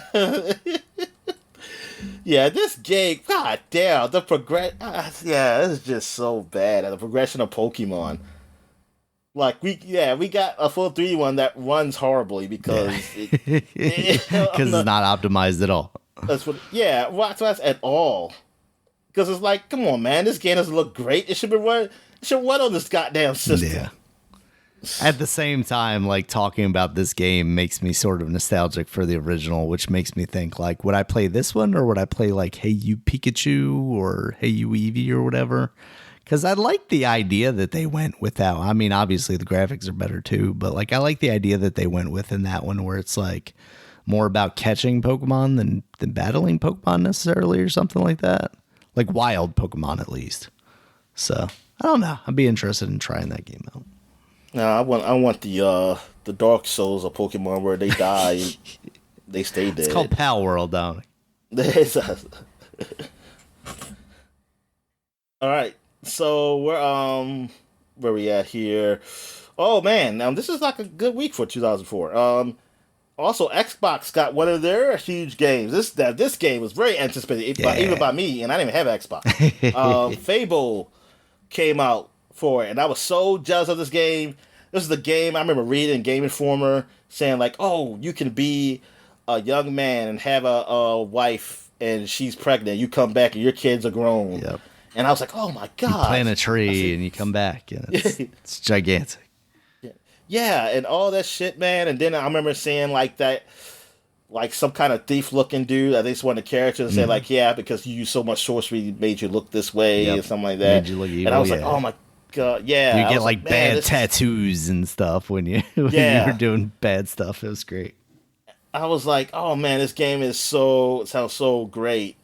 And I think it got like a 9 in Game Informer. That sounds I was still thinking. I was still thinking it was like, oh, this game's awesome. But then I was reading actually, you know what? I don't think I ever found out that a lot of stuff were taken out until I finally got the game. When I got the Xbox, I think it was 2005, I want to say. I got Xbox in 2005. And because it was tax time 2005. I was like, I'm getting me an Xbox. And then I got that. I got a whole bunch of games. And then I got Fable, so I'm playing that. And I was trying to figure out how the hell you make babies. And I was like, okay, I keep having sex with this woman. And am I sterile? Oh, like, you can't just enjoy that, huh? It was like, no, Dan, because I am Catholic. And and I just believe in, hey, we just have what we're going to have sex is about making babies. Yeah. And that's what I do. And I want to have like 1 trillion babies like other cats. So then I looked online and everything, and I was like, I saw that, oh no, that's not in the game. And all the other stuff, like, oh yeah, like years and stuff like go by and like things getting older, that's not in the game. And I was like, holy shit! So what the fuck is this? It's like, what does it mean it's not in the game? And that's when I saw all the stuff about people saying like, hey man, he said all these promises for this game that's not there, and that they just couldn't do. That ended up being the second game. so this ended up being the second game. But it was still fun, but I stopped. I didn't get far. I never got far in Fable. I always got to, I don't know, I can't even remember. But I never stood long enough, because really, it wasn't so much the game. I mean, like, it wasn't a gameplay, like, because I didn't like it. Mm-hmm. It was the load times. They were horrible. Yeah. Like, just going to a different section on the map. Like, I walked like a few feet to, like, okay. Yeah. I just said, like, what the hell? And I didn't stop. I was like, well, this ain't the game I thought it was. I thought this was going to be the killer. Because at the same time I had Fable, I also had Knights of the Old Republic. And I was like, oh, That's the game. Right. So I was like, that's the fucking game. And I had Knights of the Republic 2. I like that game too, even though it was weird at the end.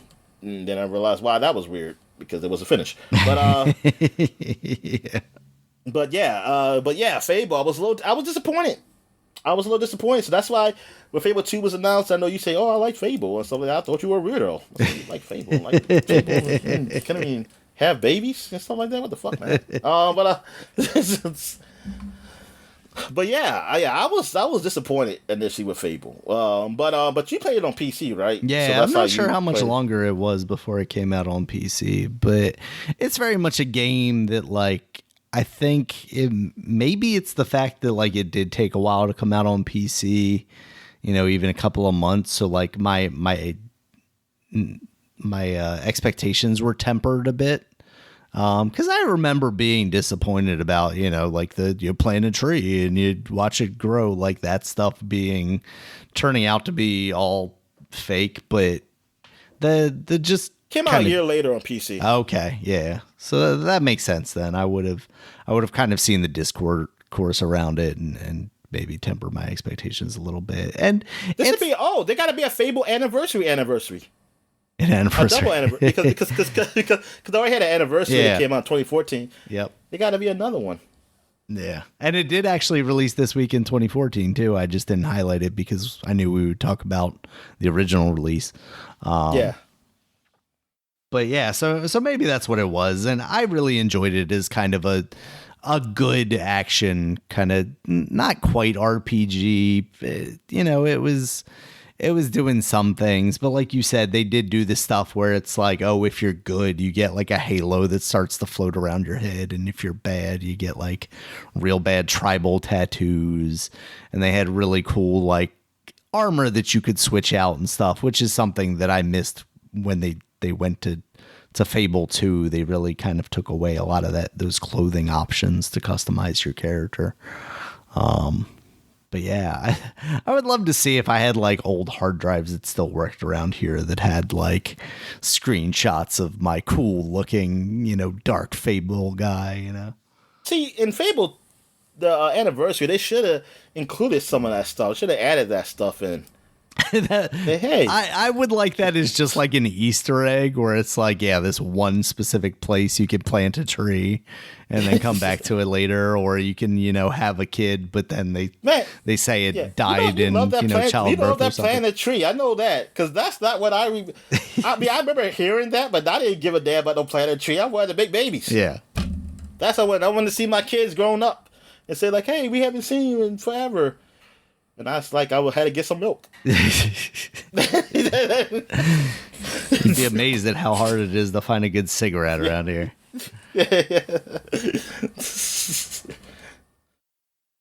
Darn, man. Yeah, that. It was just so much anticipation for that. It turned to be a pretty good game, but it was no. It wasn't what I thought. It wasn't like, oh man, I wasn't as jealous. Yeah. Anymore. Fable Anniversary is one that I feel like I need to revisit, considering how much I like that original. I'm surprised you haven't played that, because I actually played some of that, but then I think it was a time when I was playing other games, so I was like, I don't want to keep playing it. I think I was actually playing the 360 version of that though. So, Xbox One 360 version of that. So I'm curious to play it on PC. It might be just one better up there. Do they really not have that game on Game Pass? Like, what the hell? It's not on Game Pass? It's gotta be. I typed in Fable, and the only thing that comes up is the brand new Fable. So I don't know. What the hell is the brand new Fable? The one that's not coming out anytime soon. Oh, that one. That one, yeah. Oh, you can pre-install it? I don't know what I can do. It's I doubt you can. Purchase options not available. But it does tell me that the install size is 10.12 megabytes. That's So, whatever. It's fantastic. They've been able to compress games in the future. Damn, they didn't have the PC version of that up here. That's bullshit. Yeah, I guess I didn't consider that I'm looking for the PC version, not necessarily, but still, let me play. I'm saying they don't have that one on Game Pass, the PC Game Pass. Yeah, Can I cloud stream it? Yeah, I think you can. Nothing comes up when I do that. I hope it at least runs. Yeah, I hope it runs because I think there's still some loading. Yeah. Yeah, I hope remember it's the like, load it takes times up not this being far. great on the PC, but I don't remember them being like excruciating like I had heard about on the Xbox. Yeah, they were bad, man. God damn, they were bad. Like some, yeah, I don't remember some of those load times for games, man. Oh, it was a struggle. Struggle was real back then, man. Gonna boot up It the was real. Xbox just to play Fable Anniversary Collection, Dominic. God, wait a sec. Jesus, I forgot that Fable Anniversary is an Xbox 360 game. Like I was thinking it Yeah, but was an that's Xbox not One on the game at cloud. least. It is. It says it's available on cloud on Okay, the about to say. website. Yeah, Oh, good. Well, I can at least play through that. How much it costs on a PC? $40. Damn. Yeah. The selling, we will go then. Sorry. All right. So, what else I got here? Oh, we got a PS2 game Yeah. coming out. Sly 2, Band of Thieves. I was never a Sly guy. Like I said, No. stealth, because I heard it was a stealth game. Yeah, And that see, makes this is sense. back where you could play demos. So was able to play demo at least of the first Sly. Mhm. So I knew that it wasn't gonna be my kind of game. Mm. I think I have more patience now, or at least I had more patience probably maybe like 10 years ago. Like I probably would give Sly a chance. I think I even tried to on the PS3 with the HD Oh yeah, collections. yeah, Like, cause it looks cool and like everything around it I like. yeah. I just don't want to do stealth. I just wish I could just go around and just hit them. Yeah. And that's the only issue. Like that's literally the only issue I have with the game. But I like the look of the game and everything. Yeah, this is Um, one of those games that I well- was jealous of not having a PlayStation 2 initially. I mean, it was those three franchises, right? It was Sly, Ratchet, and Jack and Daxter that I was very jealous of. And then when I got a PS2, I bought all the games of those series, and then proceeded to not put that much time into any I was about of to them. say, and not putting any time at all.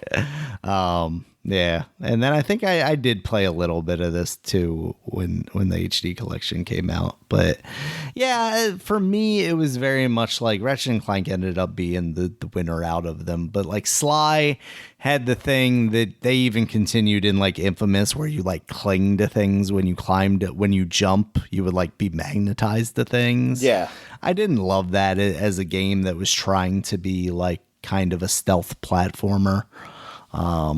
I really liked a lot of the things around the Sly brand, but the actual gameplay of it was maybe not quite on par with what I wanted as a platformer goes.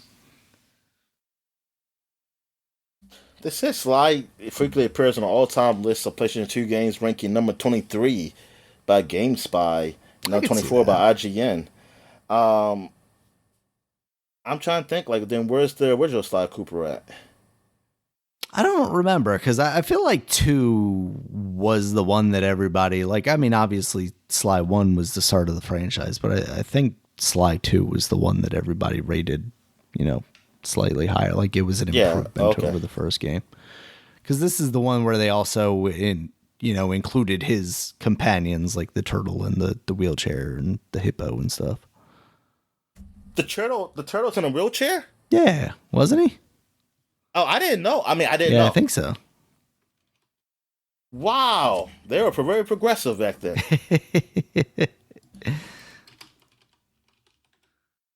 Yeah, he's in a wheelchair. Bentley. Just like that Ghostbuster. Yeah, And the Ghostbuster exactly. Extreme. I think they took a lot. People make from, fun of that from shit too now. Ghostbusters Like, because they say, like, him being the in a next wheelchair, woke- that's messed up. No, well, they say the next woke game gonna be some person in a wheelchair because they gonna have to represent them. Like I like when I read comments on certain things, and I was like, wow, Interesting. man, these people. I was like, man, I was like, I don't. They But already you're not- did that, Dominic. It was called Oddworld, whatever's the not Abe one. Oh yeah, that's right. Yeah, yeah. The Xbox one. The Munch's Odyssey. Yeah. Right? Munch. All right. And we was just talking about The Sims last week. Yeah. Now, like The Sims 4 last week, was it? That's what it was. So now we got The Sims 2. Yep. So 20 years ago, Sims 2 came out. And yeah, I mean, this was definitely an improvement over the first one. This is really popular. I bet it sold like a ton. I mean, Sims was so popular. I got 90 on Metacritic. Definitely. Yeah, and I think because The Sims 1 was probably so basic that The Sims 2 was gonna be an upgrade over that regardless, unlike The Sims 4, where it's like you had all this content from Sims 3. There was no way it was really gonna live up to that. Yeah, let me see what comparison to The Sims. Graphically, The Sims 2 was more detailed than The Sims. Oh yeah. And the world was full. Oh yeah, that's right. The original Sims wasn't like a full 3D world. It was isometric. Yeah, this is like full 3D, and also the what else we have here? The characters Sims 2 characters pass through 7 level stages. You got babies, toddlers, children, teenagers, young adults and elders with eventual death of old age, while babies in the Sims only became children before ceasing to age further. The aspiration system is also new to The Sims 2. Sim can become pregnant and produce babies that take on genetic characteristics of their parents. Look at that. They were doing it where Fable couldn't. Eye color, hair color, facial structure, and all that. Genetics play a major role in the game. I remember reading all this stuff, man. Yeah, I was like, man, this sounds so awesome, man. Yeah. I want to play it, but I just never did. And then I saw the gameplay of it, and I was like, no, thank you. This isn't what I want to play. Because I can't remember if it was this or like 3, where there was like a Sims creator that was like separate from the Sims game, where it's like, oh, you can design your Sim and build them and then import them into the thing. And I played around with that. Did you directly, because you never could directly control the Sim, right? No, I think it was always just like, here, like point them in this direction. Yeah. So I think that's what always kind of got me. I wanted to be the Sim. Yeah. And I wanted to do those things. Let me tell you about the My Sims franchise, Dominic. Oh yeah, I was looking at the indie show. It's over now, but it was a game up there that looked just like Stardew Valley. That's like me, a lot of games do. But it was called like My Farm Dreamland. Oh, I saw that one. When you were talking about it, I turned the show on, and that was like one of the first things I saw. And I was like, I was just waiting for the twist. I was waiting for the twist because I was thinking like, oh, so there's going to be some twist, like some type of monsters or zombies or something on come. I thought, because I got the sound on, so I'm just thinking like, oh, it's going to look like Stardew, and then some twist is going to happen. But then that's it. It's called like My Dreamland Farm or something like that. And I'm like, are you fucking serious? Like, why? Okay, you got to tell me, why would I get this game over Stardew? Like, what does this game do? Because it looked just like Stardew. Yeah. I mean, it literally, like, I don't know, man. I just think that's weird. Like, you gotta, like, it's gotta be something to that game. Like, what makes it that I will play this over the games that's out now? Like, any of the games that's out now. It don't even have to be Stardew. Like, what the hell? Yeah. Yeah, Okay, what else we got here? Okay, that's it for 2004. So now we're going back 30 years. 30 years ago, 1994, we got Sparkster was released. This is technically the sequel to, what's it called? Rocket Knight? Okay. So this is the Super Nintendo version. But then there was a Sparkster Rocket Knight 2 on the Genesis, which I heard is a different game. Oh, jeez. So okay. it's because it wasn't called Sparkster, it's called Rocket Knight. Then it was called Sparkster on Super Nintendo, but it had the Rocket Knight guy on the front. Uh-huh. So that was like, hey, Super Nintendo got Rocket Knight now. Huh. And then there was a Sparkster Rocket Knight 2 on the Genesis, and I don't know if that was released on Super Nintendo. But I never played none of the Rocket Knights. It looks like a game that I know I probably would enjoy, but it was just so many of these type of games that I pick and choose what I want. Yeah. And plus I wasn't buying games then, so it was I relied on my parents. But I didn't have a Super Nintendo. I mean, so I never played. Yeah, so I played Rocket Knight, and this is on Super Nintendo. So have you ever played Sparkster? Nah, not at all. All right. But yeah, but that franchise is like one of those franchises that people seem to be like beloved now. Like I didn't really have the internet back then, so I don't know what people liked or not, but it seemed like people did like that series, or whatever. And I definitely always see it at these what should we call it? What's the event called? Speedrun events. Oh, I always see like quick. Yeah, awesome does. Yeah, I always see it there.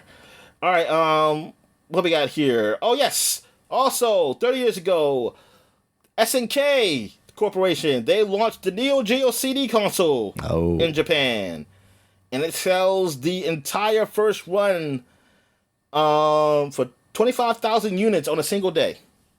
Mm-hmm. So that was good back then. And the game that came out with that system, and I didn't see any other games, so I'm guessing like this is the only one. And did the Neo Geo have like a cartridge thing with it too? Was it backwards compatible? Because you only had one game, Art of Fighting 2, apparently. Oh, jeez. That's all you need. You probably be playing of there. That's a game that came out 30 years ago. Yeah, I mean, I've heard of it, but only Neo Geo games I really know is King of Fighters, right? It's SNK? Yeah. SNK game? Yeah, that's the only one. That's the only one I really know. Art of Fighting, I mean, I know, like, in the SNK group games, they're there, but I don't really know the game. But yeah, so that's a Neo Geo game. I want to know, is this the last system? Yes. Oh, what did the Jaguar come out? The Jaguar came out before this, right? Yeah, I believe so. And that was Atari. Yeah. But maybe the Neo Geo Pocket Color. Oh, maybe that. Because I feel like that was like high school that came out. Pocket Color. So this is the last. I don't know. This is like the last home console.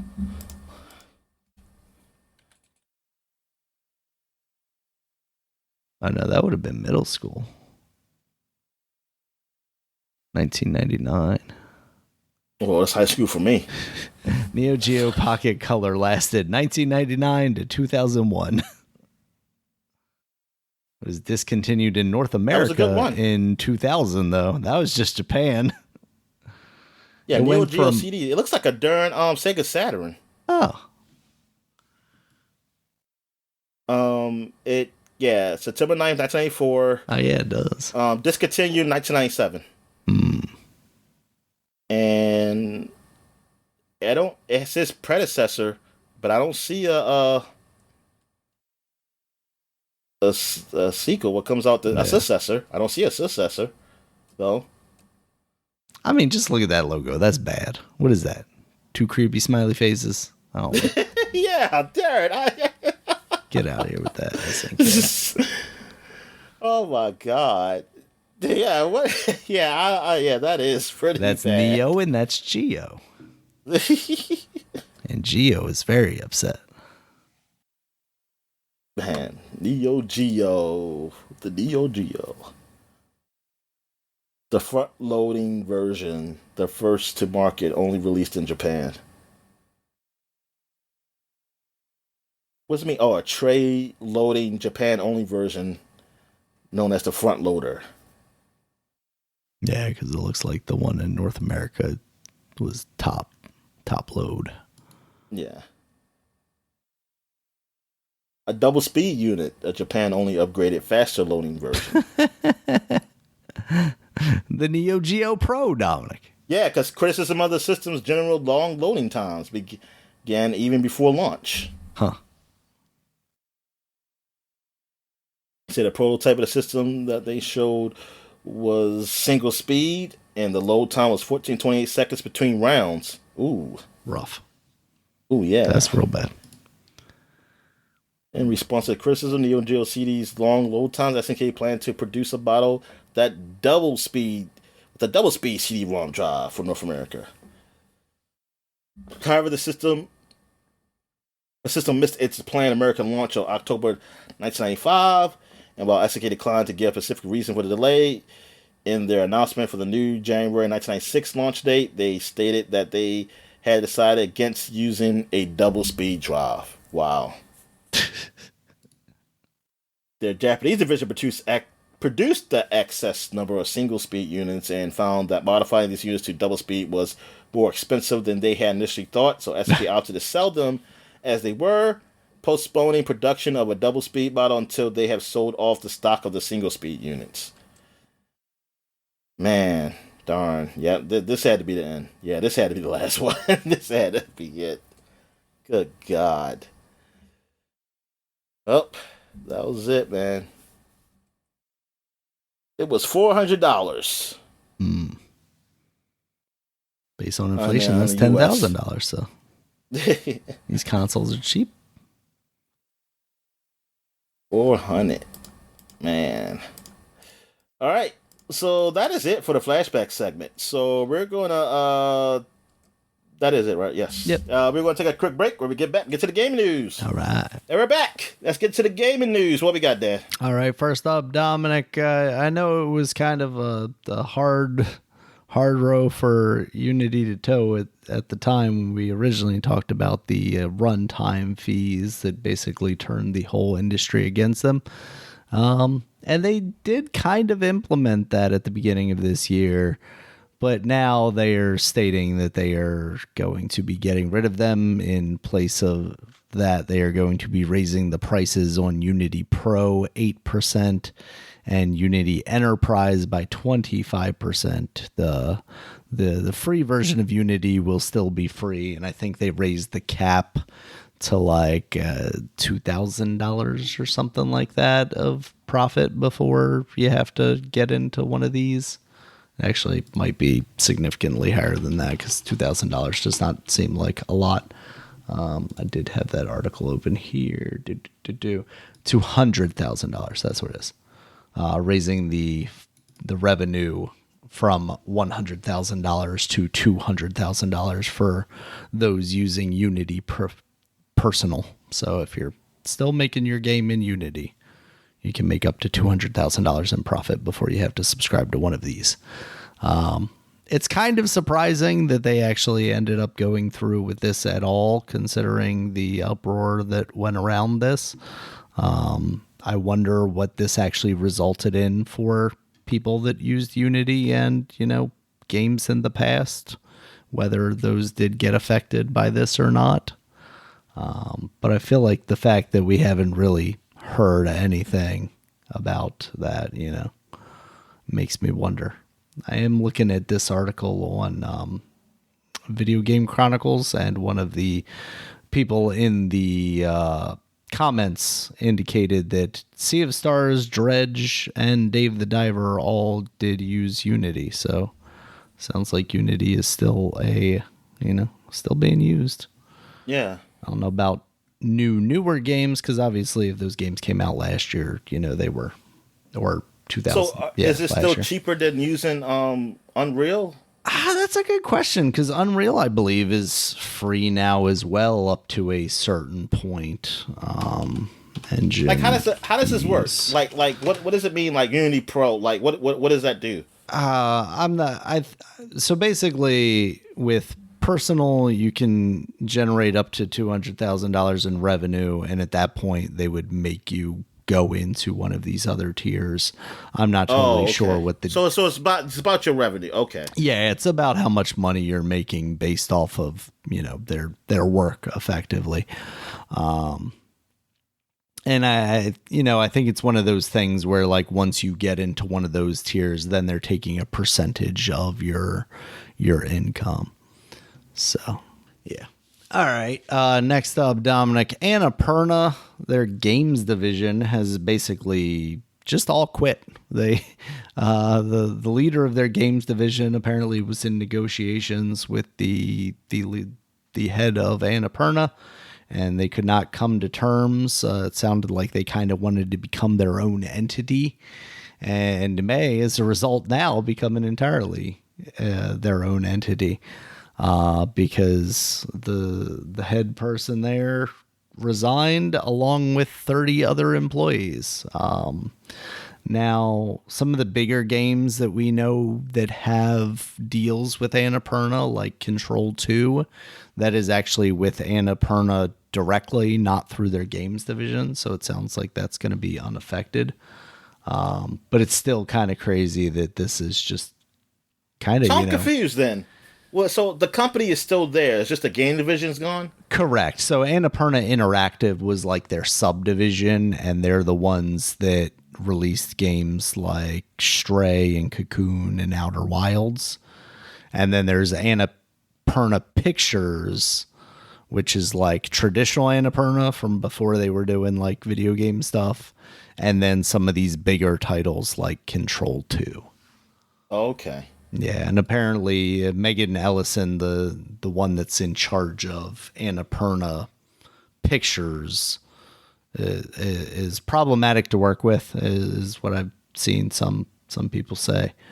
And the president of Annapurna Interactive, Nathan Gary, was trying to negotiate with her to get their company kind of spun out. And it sounds like those negotiations did not go well. So, yeah, it's kind of crazy. You don't really see entire divisions of teams resign.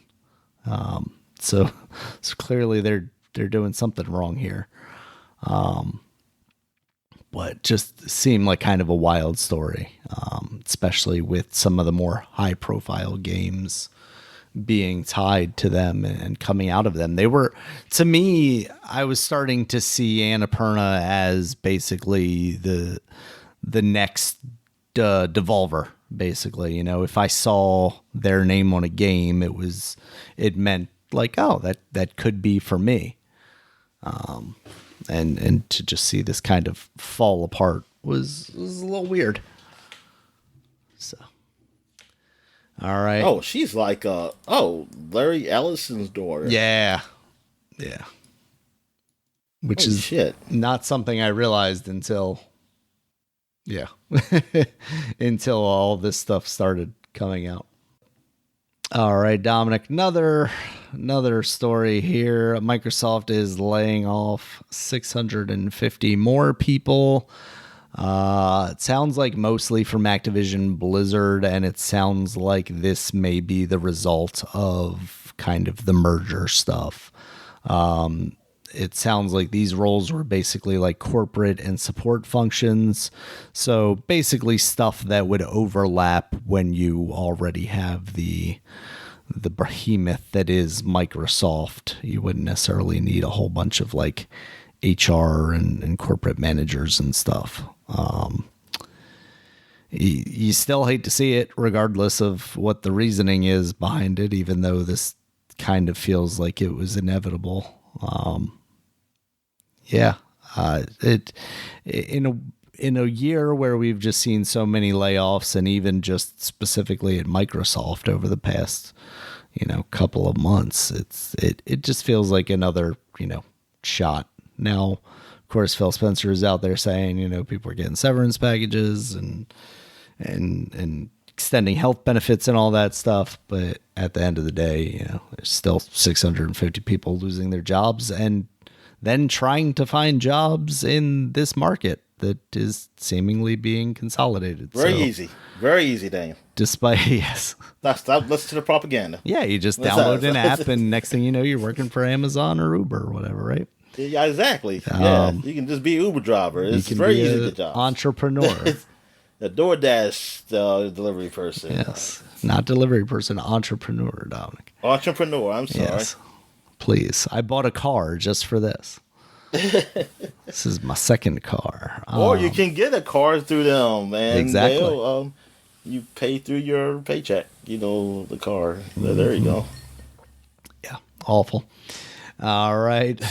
And the last story here, Dominic, the big story we got. PlayStation 5 Pro is official, basically shortly after we recorded the podcast last week. With our baseless speculation they announced that they would be doing a like technical presentation. And everybody's like, yeah, this is the PS5. And then a whole bunch of stuff leaked out. Basically, it's getting an upgraded GPU. CPU still stays the same.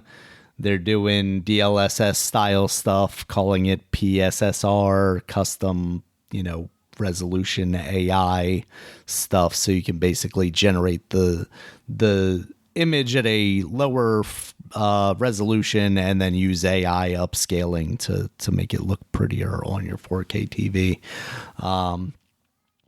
No disk drive, digital only. It will be compatible with the $80 add-on drive that is available currently for the digital versions of the Slim. It's coming out November 7th, September 26th. Pre-orders begin, and it is going to be $700, Dominic. Ooh, that's cheap, man. Because if you use inflation... Oh, okay. The old consoles would cost close to $1 million. Yes. I see that comment a lot, but inflation, I was like, man, these people don't understand how that works. What year did the PS5 come out, Dominic? Do you remember? 2020. 2020. Okay. Yeah. And we'll say like December. We'll say $399. Was it $399 and $499 for the digital and the what? It was $500, $499 okay, so for the disc console, version. and then the discless was wasn't it $50 less? It wasn't $100 less. Yeah, it was $50 less. Yeah. So apparently that would equal $600 in today's money based on this inflation calculator. Anyway. So it was kind of what? But just in 2020? Just from December of 2020 to August of 2024, $499 is now equal to $603.07. Jesus. Yep. So anyway, yeah, it was kind of a surprise to me that like these consoles were, I don't want to say that cheap, but like that much cheaper in comparison to this. Or no, the one that actually got me was the PS4 price and the PS4 Pro price versus the PS5 Pro price. Yeah, because that went down in price. It actually went down in price, the PS4. Yeah. The original PS4. While the PS5 has not gone down in price. Yeah. Pro... release price. Yeah, I mean, so I watched this technical presentation. It's just Mark Cerny talking about. Oh yeah, I watched it too. This is what we did. It's like 9 minutes long. This is what we did with the original PS5. We've been hearing that basically people want. Basically, it was saying, right now we have the fidelity mode and we have the performance mode, and we're trying to basically marry those two together. And like in an ideal world, like, yes, that's great because that's what consoles are about. It's not having to choose which one, but that's what we thought we were getting out of the PS5 over the PS4 Pro. And then they didn't do that. So what's to make me believe that developers aren't going to continue the same trend with this, where I'm still going to have to make some sort of decision about which trade-off I want to make. And like the examples that they show were all like mostly first party games. They did also show Assassin's Creed Shadows, but it was mostly like, here's Ratchet and Clank. It looks good. And then it looks better. Or here's The Last of Us. It looked good, but now it looks better. Like some of those were like The Last of Us one where they're like, this is 30 frames per second and it looks like a chugging piece of trash next to this very smooth 60 frames per second. Now, when I'm playing that game, am I going to notice? Maybe at 30 frames per second, maybe. When you put them next to each other, it's a pretty stark comparison.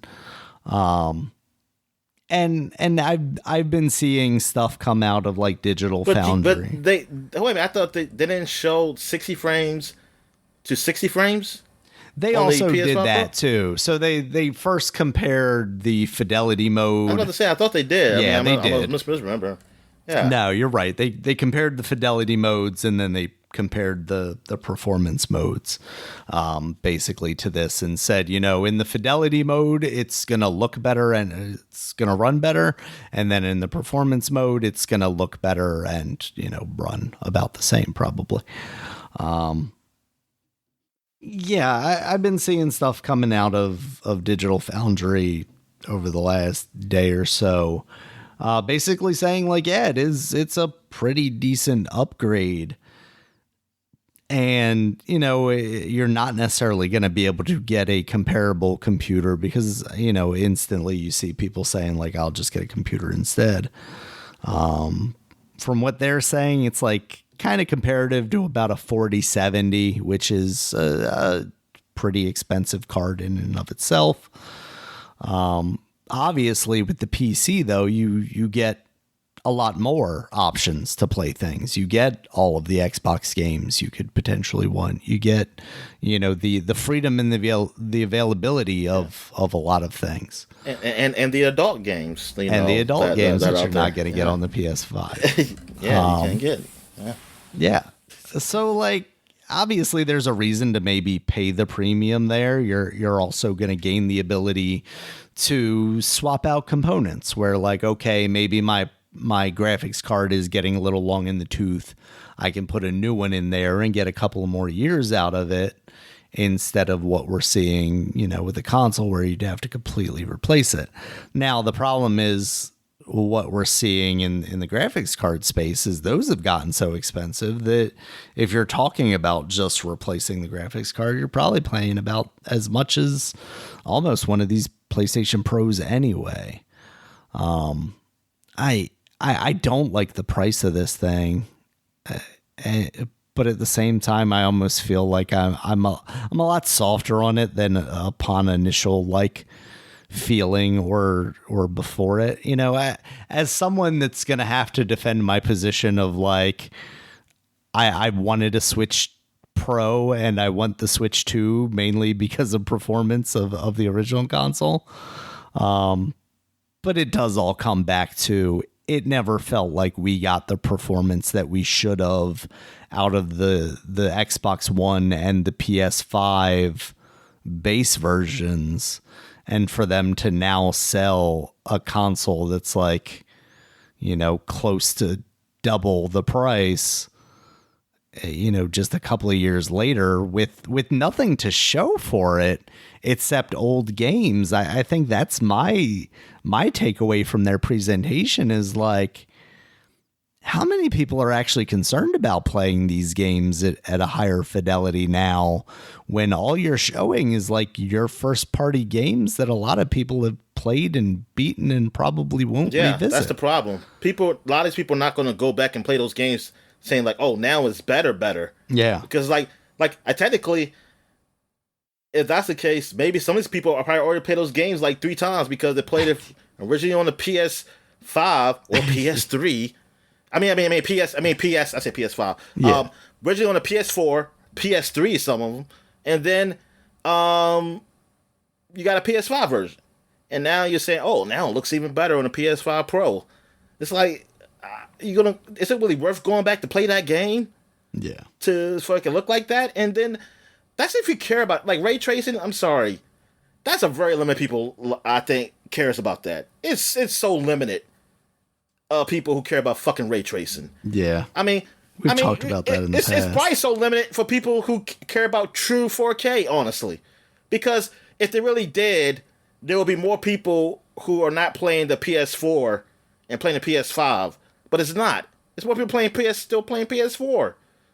And so we're not even like this. Like, who is this for? Like, all I can say is that's for people who didn't get PS5 and they can spend the extra money and say like, yeah, I'll just get the best version. Yeah. But for anybody who already has a PS5, I don't know why, unless you're just a graphics whore and you're into that, and you say like, I have this expensive ass TV, I'm gonna look at the best, and I get it. And I'm The not thing is, willing to build a PC. yeah, and you're not willing to build a PC, and then it's like, but why wouldn't you just spend your money? Even get somebody else to build it. Get those pre-built ones and get it like that's when it gets confused. It's like I don't know. This is for people who just have money. They can spend it and they can afford it, and just to have it. Because I don't honestly know who's this really for, and I wouldn't even fucking care. Like I don't. When I was looking at that video of like the comparisons, yes, one looks better, but it's like what the fuck. Yeah. Like, is it really that much better? I'm not going to notice that not having them side by side. But I look at them side by side, though. That's the thing with me. I see them side. They showed it side by side, and I didn't see it. Yeah, because they showed like, oh, you can see the people in the crowd. I wasn't even fucking looking at them in the first place. Yeah. It doesn't matter that they're clearer. They're not important because when you're playing the game, you look at your character. It's nice that they. Like, those details are great, like, for the semblance of a living world. Yeah. But you don't have to, I don't need it to look superb back there, because that's not the focus of the game. No. We've been fooled by Forza Horizon with cardboard cutout people forever, and those games look incredible, even by today's standards. Yeah, it's like that's that. I mean, look. For it to look like, yes, it looks nicer when I saw the side by side, but it was to a point where, like, I don't give a fuck about paying $200 more than the original console just to play this version. Also, could you maybe lower the price of the original console? Like this ain't like an upgrade where it's like, oh man, this is playing just so smooth, like it's never in play. It's just so different. Like I'm talking about, like I put the controller in my hand and I'm playing it. Like it just feels so much better than the previous version. Like it just looks so much crispier, like or something like that. Like how games look from when they had bling or something like that. Like you put the bling, like bling was the thing with the like 4K Dreamcast. up-res version on YouTube of a game or something like that. Yeah. Like that's what if it's not like that. I'm sorry. Not enough people going to care. Like I think about average people. I ain't talking about people on the Twitter and stuff. Well, apparently those people seem to be pissed off too. Which I'm a little. I think it's because of the price, really. Because these are the people who are freaking like, oh, this game ain't running at 60. Oh, this game ain't running at 60 something. I'll say, well, they going. Well, another bad thing is that they didn't show no new games. Like they couldn't show like a game that's coming out next year or something. They didn't even show like Astrobot. And part of that is because there is no setting in Astrobot. It just looks good and runs good. Yeah. So it's like I don't, it's like, why is this worth it? Like, I have to wait till Grand Theft Auto where that runs like, is it going to be like, it runs like shit? It's going to run like trash. Oh, trash so bad. On this, on the old console where it's like, oh my God, you have to get a Pro. Or you know what? No, it doesn't. It runs great on the old one, but it's not a discernible difference in the Pro version to the point like, what the fuck I got a Pro for? I wonder if at some point Grand Theft Auto 6 was intended to come out this year and Sony had prepared all this for that inevitability, and then that didn't happen. And they're like, well, we've got all this hardware that we're going to need to not take up space, so I guess we're just gonna have to put it on sale anyway, or at least show like, okay, I mean, I don't know what else you need because game's supposed to load faster anyway right now. I don't, so I don't know. The games are gonna load so fast, Dominic, that they take you back in time. Like they'll be actually reverse the graphics, so somehow, but yeah. It's just and like you said, I mean we've been saying this since this generation started. It doesn't feel like this generation has been taken full advantage of it because most of the games have been out on the previous consoles, and then even some of the games that are exclusive, they don't look like they're taking full advantage of it either. It looked like they just chose not to be on the previous consoles. They just chose to be up there, and like there's only I'm trying to think of the games that look so great that man they probably could not have been played previous consoles. Well, like I mean I don't think I don't really think there is a game like that because I think it could have been low res to be on the previous consoles. Some of these games, Yeah. but I mean Astrobot looked good, but it looked like it'd be low res too. But no, but I mean Absolutely. it. Yeah, Absolutely. yeah, but it looks great. But you know what I mean, cause then I think about Mario. I think about Mario Odyssey, and like how old that game is, and it's on the Hmm. Switch, and how Yep. good that game looks because the way they made that game. It's like I'm sorry, like if I pay so much for these consoles, that game looked great. You need to look totally better than that game for me to be impressed.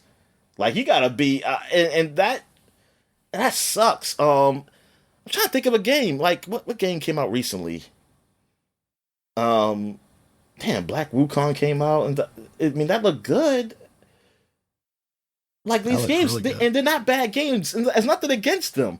It's not against them because I get it. Like it's this the cost of making games is so much. Well, Black Wukong actually, for what they did, Yeah. they didn't cost as much as No. some of these games, and that looks better than some of these games that did cost a lot, or at least on par, and Yeah. it didn't cost Absolutely. as much. So like, but we know reasoning China is different. It it's just that yeah, I just can't really think of that game, that pinnacle game, like for graphics, where it's like, man, this is next gen. And yeah, maybe it's at the point where it's like you're not really gonna feel that. But actually, I don't know because I don't know if anybody's really took full advantage of the hardware, and to the point where why do I need something more powerful? Yeah. That's what it gets to be. Why do I need something more powerful? If the games we're getting are what they are now, I don't need anything more than what we have for the PS5 and the Xbox Series X. I just need you to put games out. That's Yeah. all. I don't need a powerful system.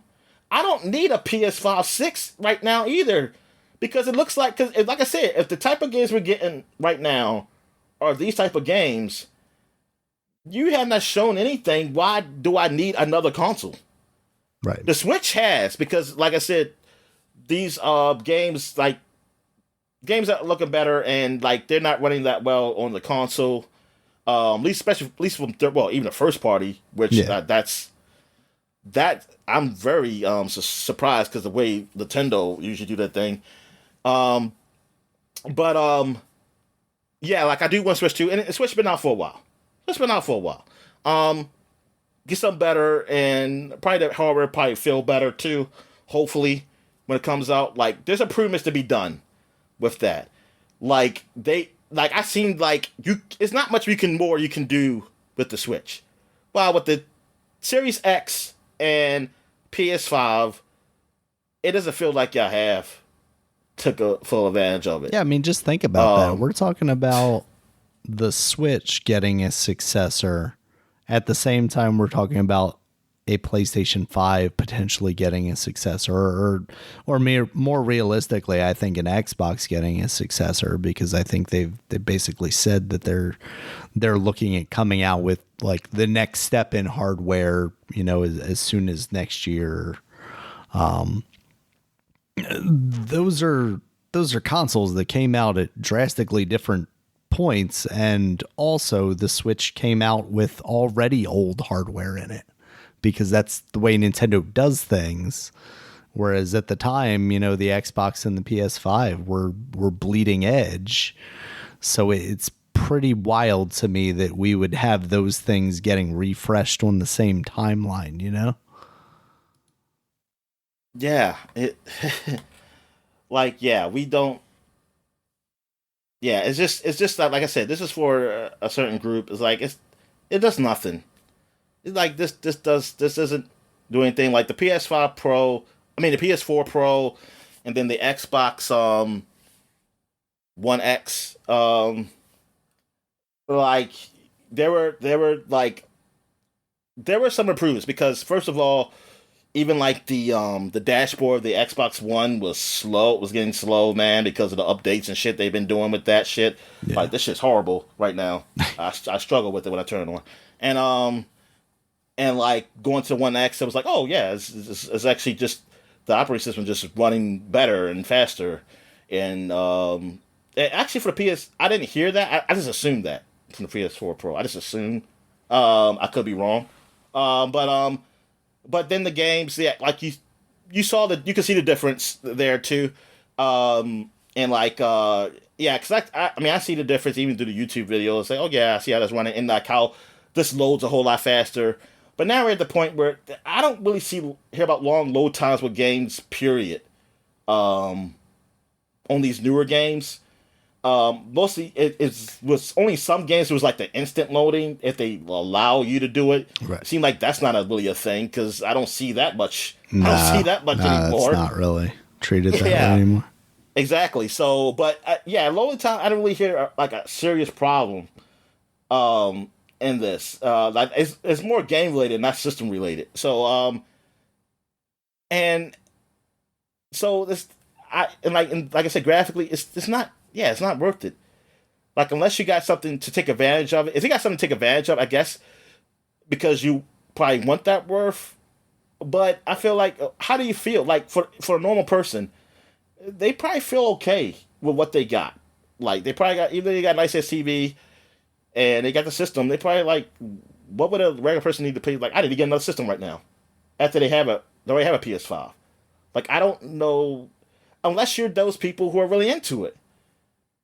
Like, I think even just an average gamer, a guy who likes to play games, I don't think they'd be into that. I mean, not into it. That is worth it. Yeah. Like, it's not worth it. It's like, is there a game I can't? It's not a game I can't play. It's not worth it because most of these games I see like, oh, it's a PS4 version of these games. What the hell do I need to get an upgraded version for? Like, what game I felt like, man, it could run a little bit better or play a little better, and it's worth me getting a $200 system that's $700. But you add another $700, and my fault. You're not like really just paying $200 more. You're paying another stuff because you can't sell it. You're not gonna sell it and get your money back. Oh, no, what are you talking about? That's exactly what they said you're gonna do. You're gonna sell this back to GameStop, and like GameStops even exist anymore. Yeah, but yeah, you sell it back to GameStop, but like how much money you even get for it? $150. Yeah, maybe. Yeah. I mean, shucks. I mean, that's in really credit. bad, but in credit. $50 if you want to walk out of the store with money. If you want to hit cash, yeah. Oh my god, yeah. This is nah. And that's the thing. Also, with the Pro, the price went down for the original PS4. PS4 had a price cut. Yep. And then they had the Pro version. So it was like, so there you go. Where's the cheaper version of the PS5? That is a used one, and which now Sony is apparently offering refurbished ones. So yeah, I actually heard they are. I actually heard they are doing that. But are they offering to buy yours for a decent price? No. If you're trying to sell it to GameStop says that I can get up to $330 store credit if I'm a pro gamer that wants to trade in my digital only PS5. That means you're already paying for something. All right. I can get up to $300 in store credit or up to $210 in cash. That's better. That's better than I thought it would be. Yeah, it is better than I thought it would be, but still, so then you pay almost $500. I was going to say, yeah. Yeah. Even if you're doing store credit, you're still paying $400 for this thing. So you're effectively buying another PlayStation when you've already bought one. So I don't know. Maybe closer to the release, we'll see a some sort of deal. You see those occasionally. Yeah, see, this is why I'm looking at, because like as I get older, like, I've been seeing how the prices are for things. It's just like, it's a little too expensive for me. That I'm looking at those handheld PCs, man. Yeah. I'm Yeah, looking and I at mean, those. like you look at that, and like even right now, Steam has the LCD version of the Steam Deck on sale, the old ones. Hey, isn't that this is something like Windows OS? I mean, Windows operating system working. That is it like working with the Steam Deck? I haven't seen anything about that. I mean, you can install Windows on there. No, It's just kind I know of you can. I'm talking yeah, about like something that's actually Windows um more official than what they're doing now. Steam.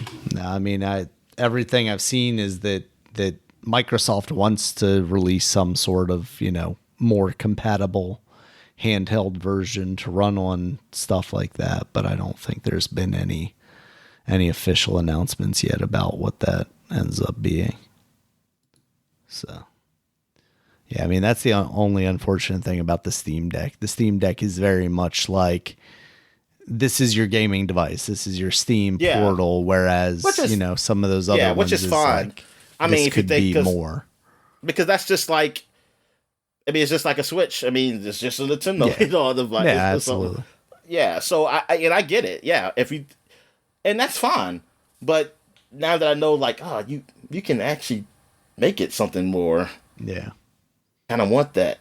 Yeah, like it's $296.65 for the 64 gig LCD version right now. And Yeah, but now I've I'm at seen the a point lot where I of just want the OLED one. yeah. No, I mean that's definitely, and that one's 400. And a lot of people have been comparing like this price versus like a Steam Deck because people are like, oh, you're all over the Steam Deck, and that's the top tier one is $650 with 1 terabyte. But like a lot of people have said, like it's an open device. I can do a ton more than what I can do on a PlayStation with a Steam Deck. Not only do I have the ability to play PC games, Xbox games, PlayStation games that have been, ported to PC, but I also do have the ability to make it, a functioning desktop computer in a lot of ways if I choose to, whereas I can't do that with a PlayStation. And I also can just take it on the go with me. So, like, there are a lot of benefits to a unit like that over just a more hardcore PlayStation device. Yeah, exactly, man. And like once I like that with X like a Game Pass or something, if you Mm-hmm. want to have that with your library, if you already have a library of games, on Steam or Epic Store, Yeah. um, like if you have the Windows OS, you can get the Epic Store. And I mean, there's other Yeah. ways. I mean, I like I mean, said, you got yeah, to do is that work around. stuff that I've been seeing on the Steam Deck for like, especially the Epic Store, it seems like people have been making it relatively seamless to be able to Yeah, access that stuff as well, which is and awesome. just doing having those options. And then if you are even a PlayStation guy, I mean, they do have it where you can stream their games. Some games you got to see which ones are if you want to go with their service. If you're into that, Mhm. it just opens up more with that. Yeah, exactly. Because eventually now you've seen the PS5 games are coming to PC, the big ones like the first party ones now. Yep. All third party seem like it's rare to see a third party game that's not on PC now. Yeah. Like Especially it, bigger ones. yeah. Like actually the most recent thing I could think of, except for NCAA football, which I do. Yeah, I'm wondering why that is because Yeah. Madden's still coming on PC. But other than that, it was that game. What's it called? Unicorn something that game that came on PlayStation 5, Is that PlayStation like 4, I Unicorn think too. Yeah, Overlord? that was just a console exclusive, and Oh, they okay. they said that I think they said they even had no plans to come on PC, and I don't know why, but that's it. Like Yeah. that's literally like the only freaking game. that I can think of most recent times that's not as exclusive to like a Nintendo platform or something like that. Yeah. That didn't come on PC. Yeah. Which is especially surprising because it did come out on Xbox. But Vanillaware is going to be weird, I guess. Yeah, they're probably Nintendo-like in weirdness, and as far as like not releasing stuff that people would like to play on PC. Like, I don't know. Yeah. So yeah, I mean we are official with that now. Hopefully we can get down to the Switch 2 announcement here sometime soon. Now there's new rumors saying early next month. $700 for the Switch 2. Dominic. No, they go no $650. $649.99. I mean, we haven't seen the Switch drop in price at all, right? Version. For the OLED version when it comes out next year. Well, it comes out 2 years from now, I think. Oh, because you said the rumor is it's not OLED, right? Yeah, that's what one of the rumors at one point is. The latest stuff that's come out now is that there are 2 SKUs. If that's the case, okay. I hope that one is LCD and one is OLED, and it's not just like here's one with 512 and here's one with 1 terabyte or something. And 512 OLED. It's gonna be $500 and $650. Okay, I'll be realistic. Let me think what the price is. I'm gonna say if it's just one or 2 units, I don't know. Let's just say the basic one, cheapest version will be, I'll say 400. I'm with you. I'll say 400, and then if there's 2 SKUs, I'll say there's one for 500. I'm hoping it's 400 and 300. That's what I'm playing, but or at least like 350. I just don't know what those SKUs would be. If it's just storage, like unless they're doing something special where I can't just buy a SD card, like I don't know why I would go for more storage. But if you do give me the option to buy an OLED, I'm buying. I'm an at the OLED point version. where I will just be old and like, oh, this is my one game I'm going to have on the system, and that's the only game I'm going to be playing until I beat it. I'll have to force my ass to beat it, because that means I have to keep down on games. Anyway. Yeah. It's like, well, I can't fit no more games. Well, I have to beat this one. And it can't be. And since I'm not really into multiplayer like that, and if I'm ever going to play multiplayer, it's going to be on probably one of something bigger. And it won't be that bad. It won't be like, oh, man, I got to uninstall my multiplayer game, which I keep playing all the time. Yeah, so that'll be good for me. But see, that's the only issue with that. It's because of games that are multiplayer. Because you don't like, maybe you don't play it all the time, but if you do want to play, you definitely don't want to sit and wait to fucking install it. No, absolutely not.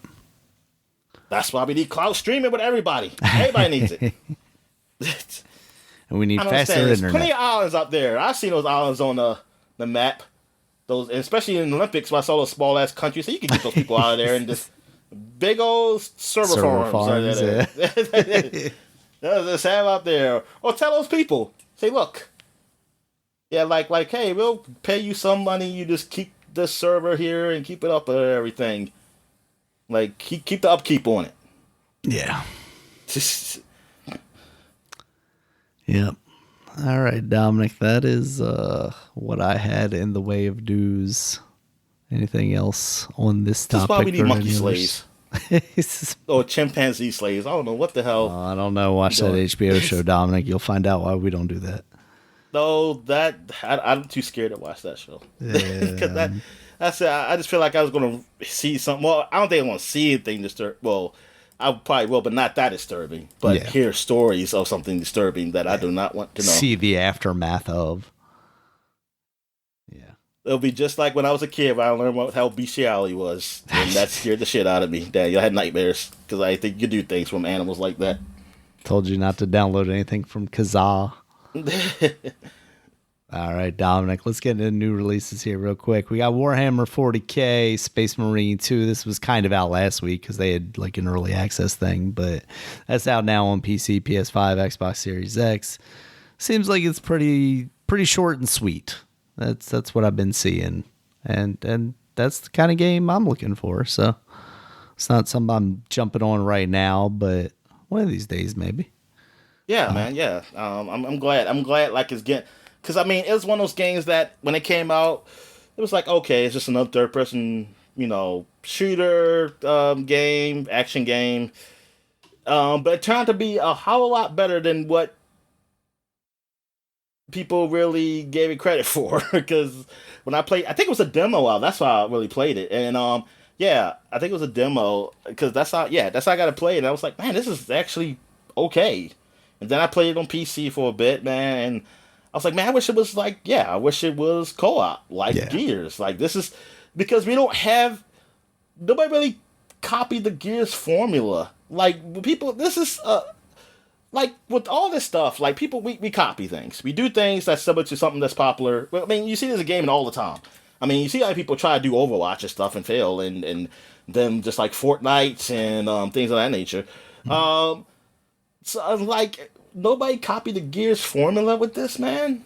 What the hell? It's so weird. Like, I feel like... Did they copyright that the same way that the, like, Shadow of Mordor guys did with the Nemesis system? We just didn't hear about it. Is that what happened? I'm really upset about that, too. That they copyright... Because that was like, I ain't doing shit. Nope. Wonder Woman game, Dominic. Y'all could have had a Nemesis system at the Golem game or something. or the Dwarfs game that came out. What was the Monza Warrior or whatever? Yep, there you go. Could have Nemesis for the whatever, not the orcs. I think they see goblins with them. I don't know. They're all the same to me. But yeah, I guess it's goblins with them and Golem. They could have had something Nemesis with them. Is there a Nemesis system in the Harry Potter game? Yeah, probably. Yeah, if I'm Warner Brothers, I'm using that in every single game especially if I got the patent on it. Yeah, and what about is the farming game by EA or that's by someone else who used the books and not the movies? Which one? Because I was using like the nemesis of other farmers, saying, "Oh, you're competing with them. You just destroy their crops. It's coming to take my radishes." It's like, I say nope. I'm gonna be the only one selling radishes. Or it'll be like the animals you're trying to keep away, the pests. Like, the bunnies are coming for my carrots. Yeah, revenge. Yeah, he got revenge. He got his bunny buddies. Yep, and he's got like a metal eye now. God, that game was actually pretty good. I feel like we give it a lot of hardship, but because that was a bad year for video games, but that was a pretty good video game. No, that was a good game. It's just that it's sad that was the best game for that year. Yeah. Like that and Dragon Age Inquisition were the two games, and me just playing that game and saying the problems with that game was like, damn, some people give this game the year. It's like this, man. All right, we also have Elsie. This is out now on PC, Nintendo Switch, PS5. This game looked kind of cool. I wasn't originally going to put it on. I was watching the video of it, because you told me check it out. And it looks like a cool 2D action game. Yeah. Almost action platformer, roguelike type thing. Like a Mega Man, but faster. Yeah. Yeah. So that looks neat. Yars Rising is now out. PC, Nintendo Switch, PS4, PS5, Xbox One, Xbox Series. Is that an RPG? No, that is... So Yars is like an old Atari style game. And this is a side-scrolling Metroidvania from way forward. They're using the Yars branding is it's tangentially related, but you play as this girl and you do Metroidvania stuff. It doesn't look great visually. It was designed by Howard Scott Warshaw. Wasn't that an artist named Warshaw? Warshaw Test like that, or no, Warshak? I don't know. Andy Warhol, you mean? Yeah, that's what I was. Yeah, that's what I was thinking about. Okay. Yeah. All right. We also have Funko Fusion out on PC, PS5, Xbox Series. I don't know why this game That was the exists. first. I mean, that was the original Fortnite. game was created by that guy. Oh, okay. That's what I was talking. Yeah, the original one. Because I'm looking at this game, Dan, and I don't know what the fuck I'm looking at. The original game. It looks like something when your game mess up, and you get that. That's what it looks like. It looked like something. Yeah. Oh shit, the game messed up, man. It's like I gotta take it out and blow it. What the fuck are you supposed to be doing in this game? Yeah, I think you're Let me like see, escaping I gotta look at the. I gotta look at the video because the There's art only is so not many doing any pixels to justice. work with. Wow, it sounds like it's the sound is horrible.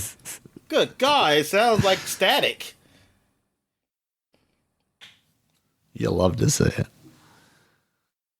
Yeah. Can you imagine, Dominic? There was somebody when they were playing this game going, I don't need graphics to get any better than this. I don't need an Atari Pro. That's how people are going to look at us in the future when they have like brain implants with graphics shot directly into their eyeballs or something. Wow, this is Yars Rising looks nothing like nothing this like game. this. Yeah, I don't think there's humans. I don't think they're there's in the humans in the spaceship original that game. looks like a fly. Yeah, God. Yeah. What the fuck? It's like, oh yeah, this is what Yars. This is Like, what this we is- want Yaris to be. Yeah. Yeah. All right, Good doing Dominic. those graphics back then. Next up, Lollipop Chainsaw RePOP. You mentioned that being out and played it. PC, Nintendo Switch, PS5, Xbox Series, and of course, Marvel vs. Capcom Fighting Collection Arcade Classics. I didn't hear you say Funko Fusion. I did, and then just said I don't know why it exists because Fortnite exists. Like that basically feels like that's what that game is, right? It really. I gotta look at it again because I forgot what you do in this game. Like I was it's a thinking, third-person kind of shooting thing. so it's not even like Lego. I think it's like a happy medium between Fortnite and Lego. But like Fortnite can be anything now. Fortnite could just be Lego. Well, Funko has to be only whatever the company this thing does. Universal.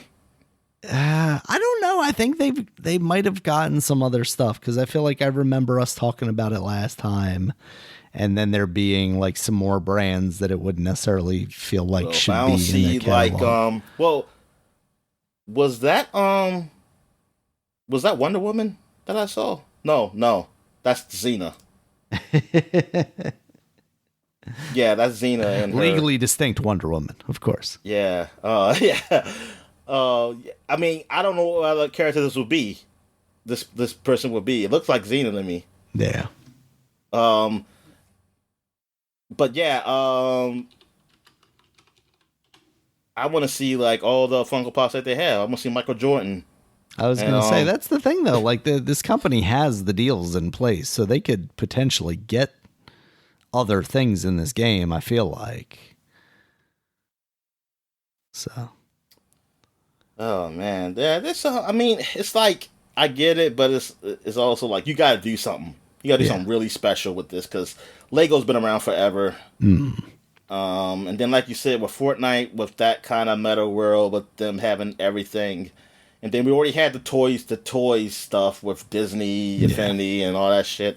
It's like, you gotta do something. Yeah. Because I think really even worse, incredible they're with this. doing the thing where it's like, because for a while there, they were doing like NFT Funko Pops, like digital Funko Pops. So if that's like what this is tied to, like that's even worse than like real Toys for Life stuff, you know? Yeah, man. That, whatever, man.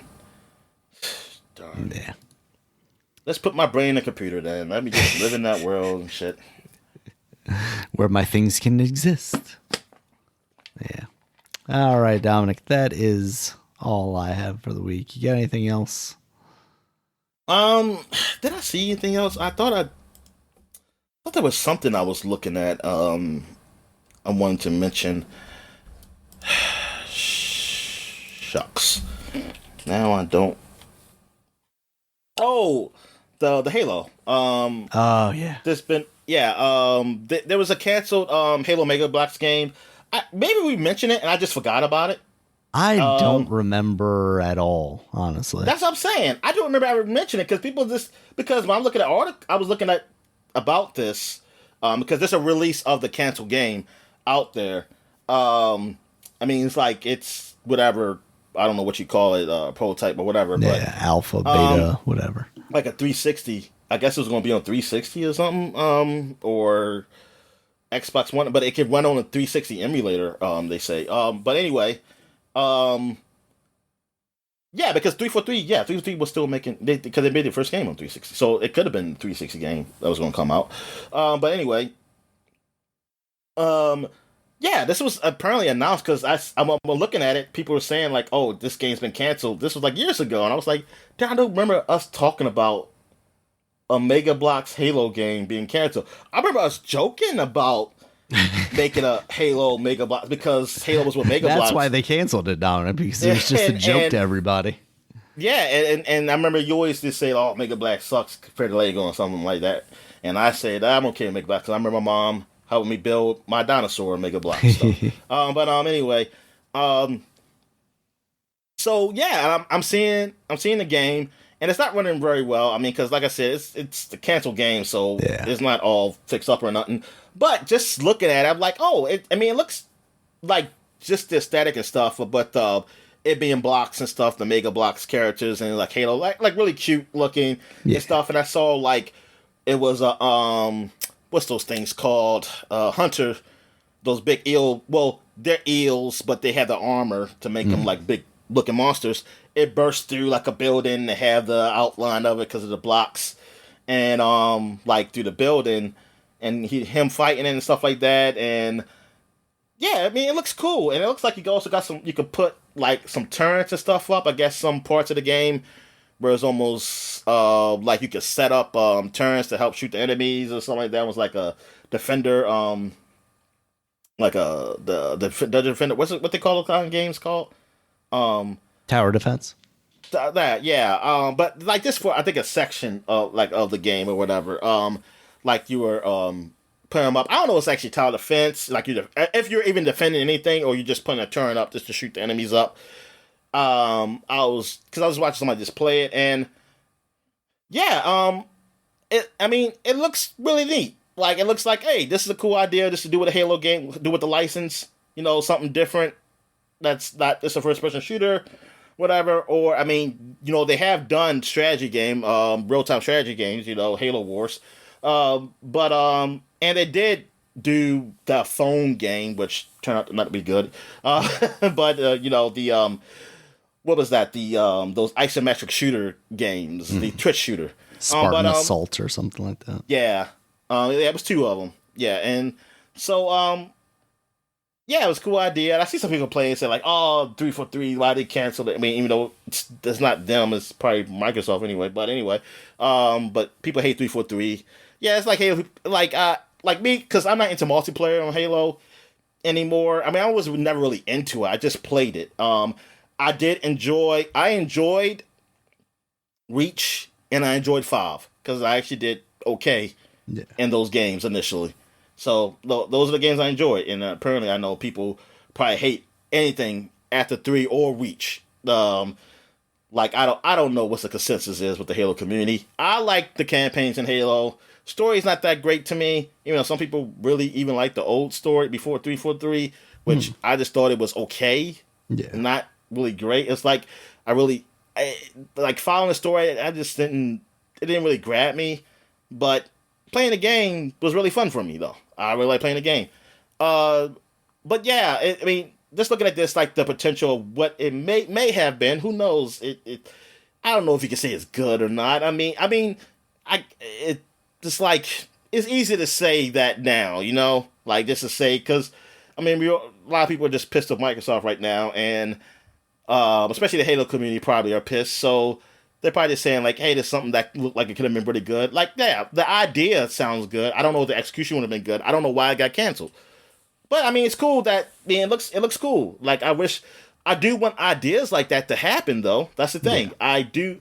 These conservative ideas of what we're doing with the big companies with these games is really is so boring. Like it's really stagnant. It's like I would like to see more games like what Astrobot is or stuff like that from these companies. Or what Nintendo does with their games, man. I mean, I gotta give it to Nintendo. I harp on Nintendo for like the pricing, like never bringing prices down on games, or that the system, right now the Switch is like, oh come on, man, you can make these games like play better up here, like as far as optimization anyway, and their online stuff being so old and whatever. But I can say the games they do make, they're fucking creative. Like they're pretty creative with what they do with their licenses. Like these aren't the same game. Mario ain't always the same. And the changes that they do is pretty big. I mean, it's pretty big to make them really different from each other. And I respect that. That's something you have to respect as a gamer. Or a person into games that I don't see enough from these other companies. No, and you can't say well, Nintendo got the money. They all got money. They all got fucking money. I mean, look how much money they put into these games. I mean, look how much money Sony has put into the games that they put, man. Like they've done. We're already seeing like how much like Spider-Man costs, and I can imagine how much the other ones cost for how good they look and how well they done. Mm-hmm. I'm thinking like, why can't it be like something that's a little more creative, something nice? You might not get as much money as you get with the Spider-Man, because Spider-Man's name and all that stuff. I feel like it's like an investment for like people been on your platform and things of that nature, that they have a variety to play. Like that's the thing. Because honestly, not all Nintendo games sell like a whole lot. I mean, they have some sellers, but some things are not like they may sell okay. But they're not like, oh, this is the highest sellers game all the time. They're not all the time. But they still do. They still take chances. Like, they don't know. They still take chances with their stuff. Like, I don't know how much Princess Peach sold or whatever. I don't know what the hell that sold. You don't see that enough. Yeah. And like Microsoft is like, you're at the point you have to. Like, you have to do something. Like, I don't know what the hell's coming. I mean, I know what's coming out. I don't know when.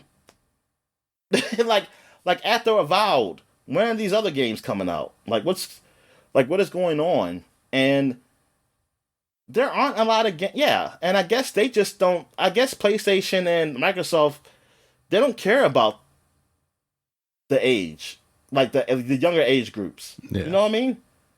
They don't put nothing out fully for them. Like Astrobot is the closest thing for PlayStation and Microsoft. I'm trying to think. What game that's exclusive to Microsoft that's close to a game that's probably for like Grabbed by Ghoulies? God, I mean, there's been games in between that. I mean, you have Viva Pinata. That's true. That. Viva Pinata. And Banjo, Kazooie, Nuts and Bolts. Xbox One. Dead Rising. What the fuck they have at Xbox One? And what was that? Was there like a Falco Pop Gears game? What was that? A phone game? Yeah, it was a phone game. Yeah. Yo, Minecraft. They have Minecraft. Yeah, they did. There you go. That's true. They had Minecraft. They had Minecraft. The dungeon game. They had Minecraft. What was the other Minecraft game they had? Done. The Telltale one. I wasn't counting that one. No. Okay. Was the dungeon one the only one? I thought they'd done another like a Minecraft story thing. Or maybe it was it DLC for the dungeon one or something? Well, it was. There was. Let's see. Yeah, so Microsoft does Minecraft. PlayStation's done Astrobot, and I guess you could consider Ratchet, but even that's a little. I mean, it's a little. I mean, people. I wouldn't mind seeing a kid play it. Yeah. I mean, I don't have a child, so but I mean, even though the shooting, but it's all like exploding into bolts and stuff. I mean, there's some I feel like that are maybe a little more like gruesome. Preteen, maybe if you want to go that route. Except PT. But yeah, yeah. But other than that, but the kids, those are the games, and I mean. But it's not. But that's it. Like that's it. While Nintendo have these games, and people could call it a kiddie system if they Minecraft want. Legends was the one you were thinking of. That was the one that came out last year. The real-time strategy one. Oh, the strategy one. That's sort of one. Yes. And no, I guess I can't imagine kids really. Some kids, but not very. No. I'll see the dungeon one more so than that one. But yeah. So about Nintendo, you can say call it a kiddie system, but those games are actually just fun. Like they're they're literally good games. They're not kiddie games in the sense of like, what's those games like a Barbie game or something, like a licensed thing. Yeah, like those licensed games or something like that. Like what's that, the Clifford the Big Red Dog game or something? Like that. I mean, they don't besmirch the good name Clifford. They're not. Yeah, they're actually just good games. You don't get that from these companies. Something that along those lines, just created like this. Like they're just fun. Like they're not like, hey, this is rated M for mature, like or T for teen. They're just rated for E because it's a fun game and it's still a great game though. Still a great game. I mean, hell, Alshire Bot is up there now. A lot of people for Game of the Year. That's a rated E game. That's not Nintendo. I mean, I said, Nintendo. Most of the games are rated E, so they're always gonna have it. That's not Nintendo. I mean, when's the last time that happened? That a game that was rated E that's not Nintendo was up there? That's a good question. I can't think of any. Yeah, I can't. I was thinking. I mean, I'm sure this probably is, but in recent times, I don't know. Yeah, maybe it'd be some kind of indie, but like, yeah. Did my battery die for my pair of mouse? No. The batteries come for us all at some point. Yeah, at least I got some charged. All right, man. I guess we can end it. And actually, I don't want to end it right now anyway, because I can't turn my shit off. You can't stop recording. I gotta use the keyboard like hotkeys and shit. And I'm tab. Yeah, where is this shit? All right, then. Thank you guys as always for listening. You check us out on Twitter. Dominic's at DStallworth5. I'm at Regulus MB. The podcast is at Superpod, SUPAPOD. Superpod.com is the website. You can check us out there. It has all of our previous podcasts, as well as links to all the places you can find us, including YouTube, where there's a video version of this podcast, as well as iTunes, Stitcher, YouTube Music, Spotify, Amazon Music. Until next time, guys. Talk to you later. All right, see you.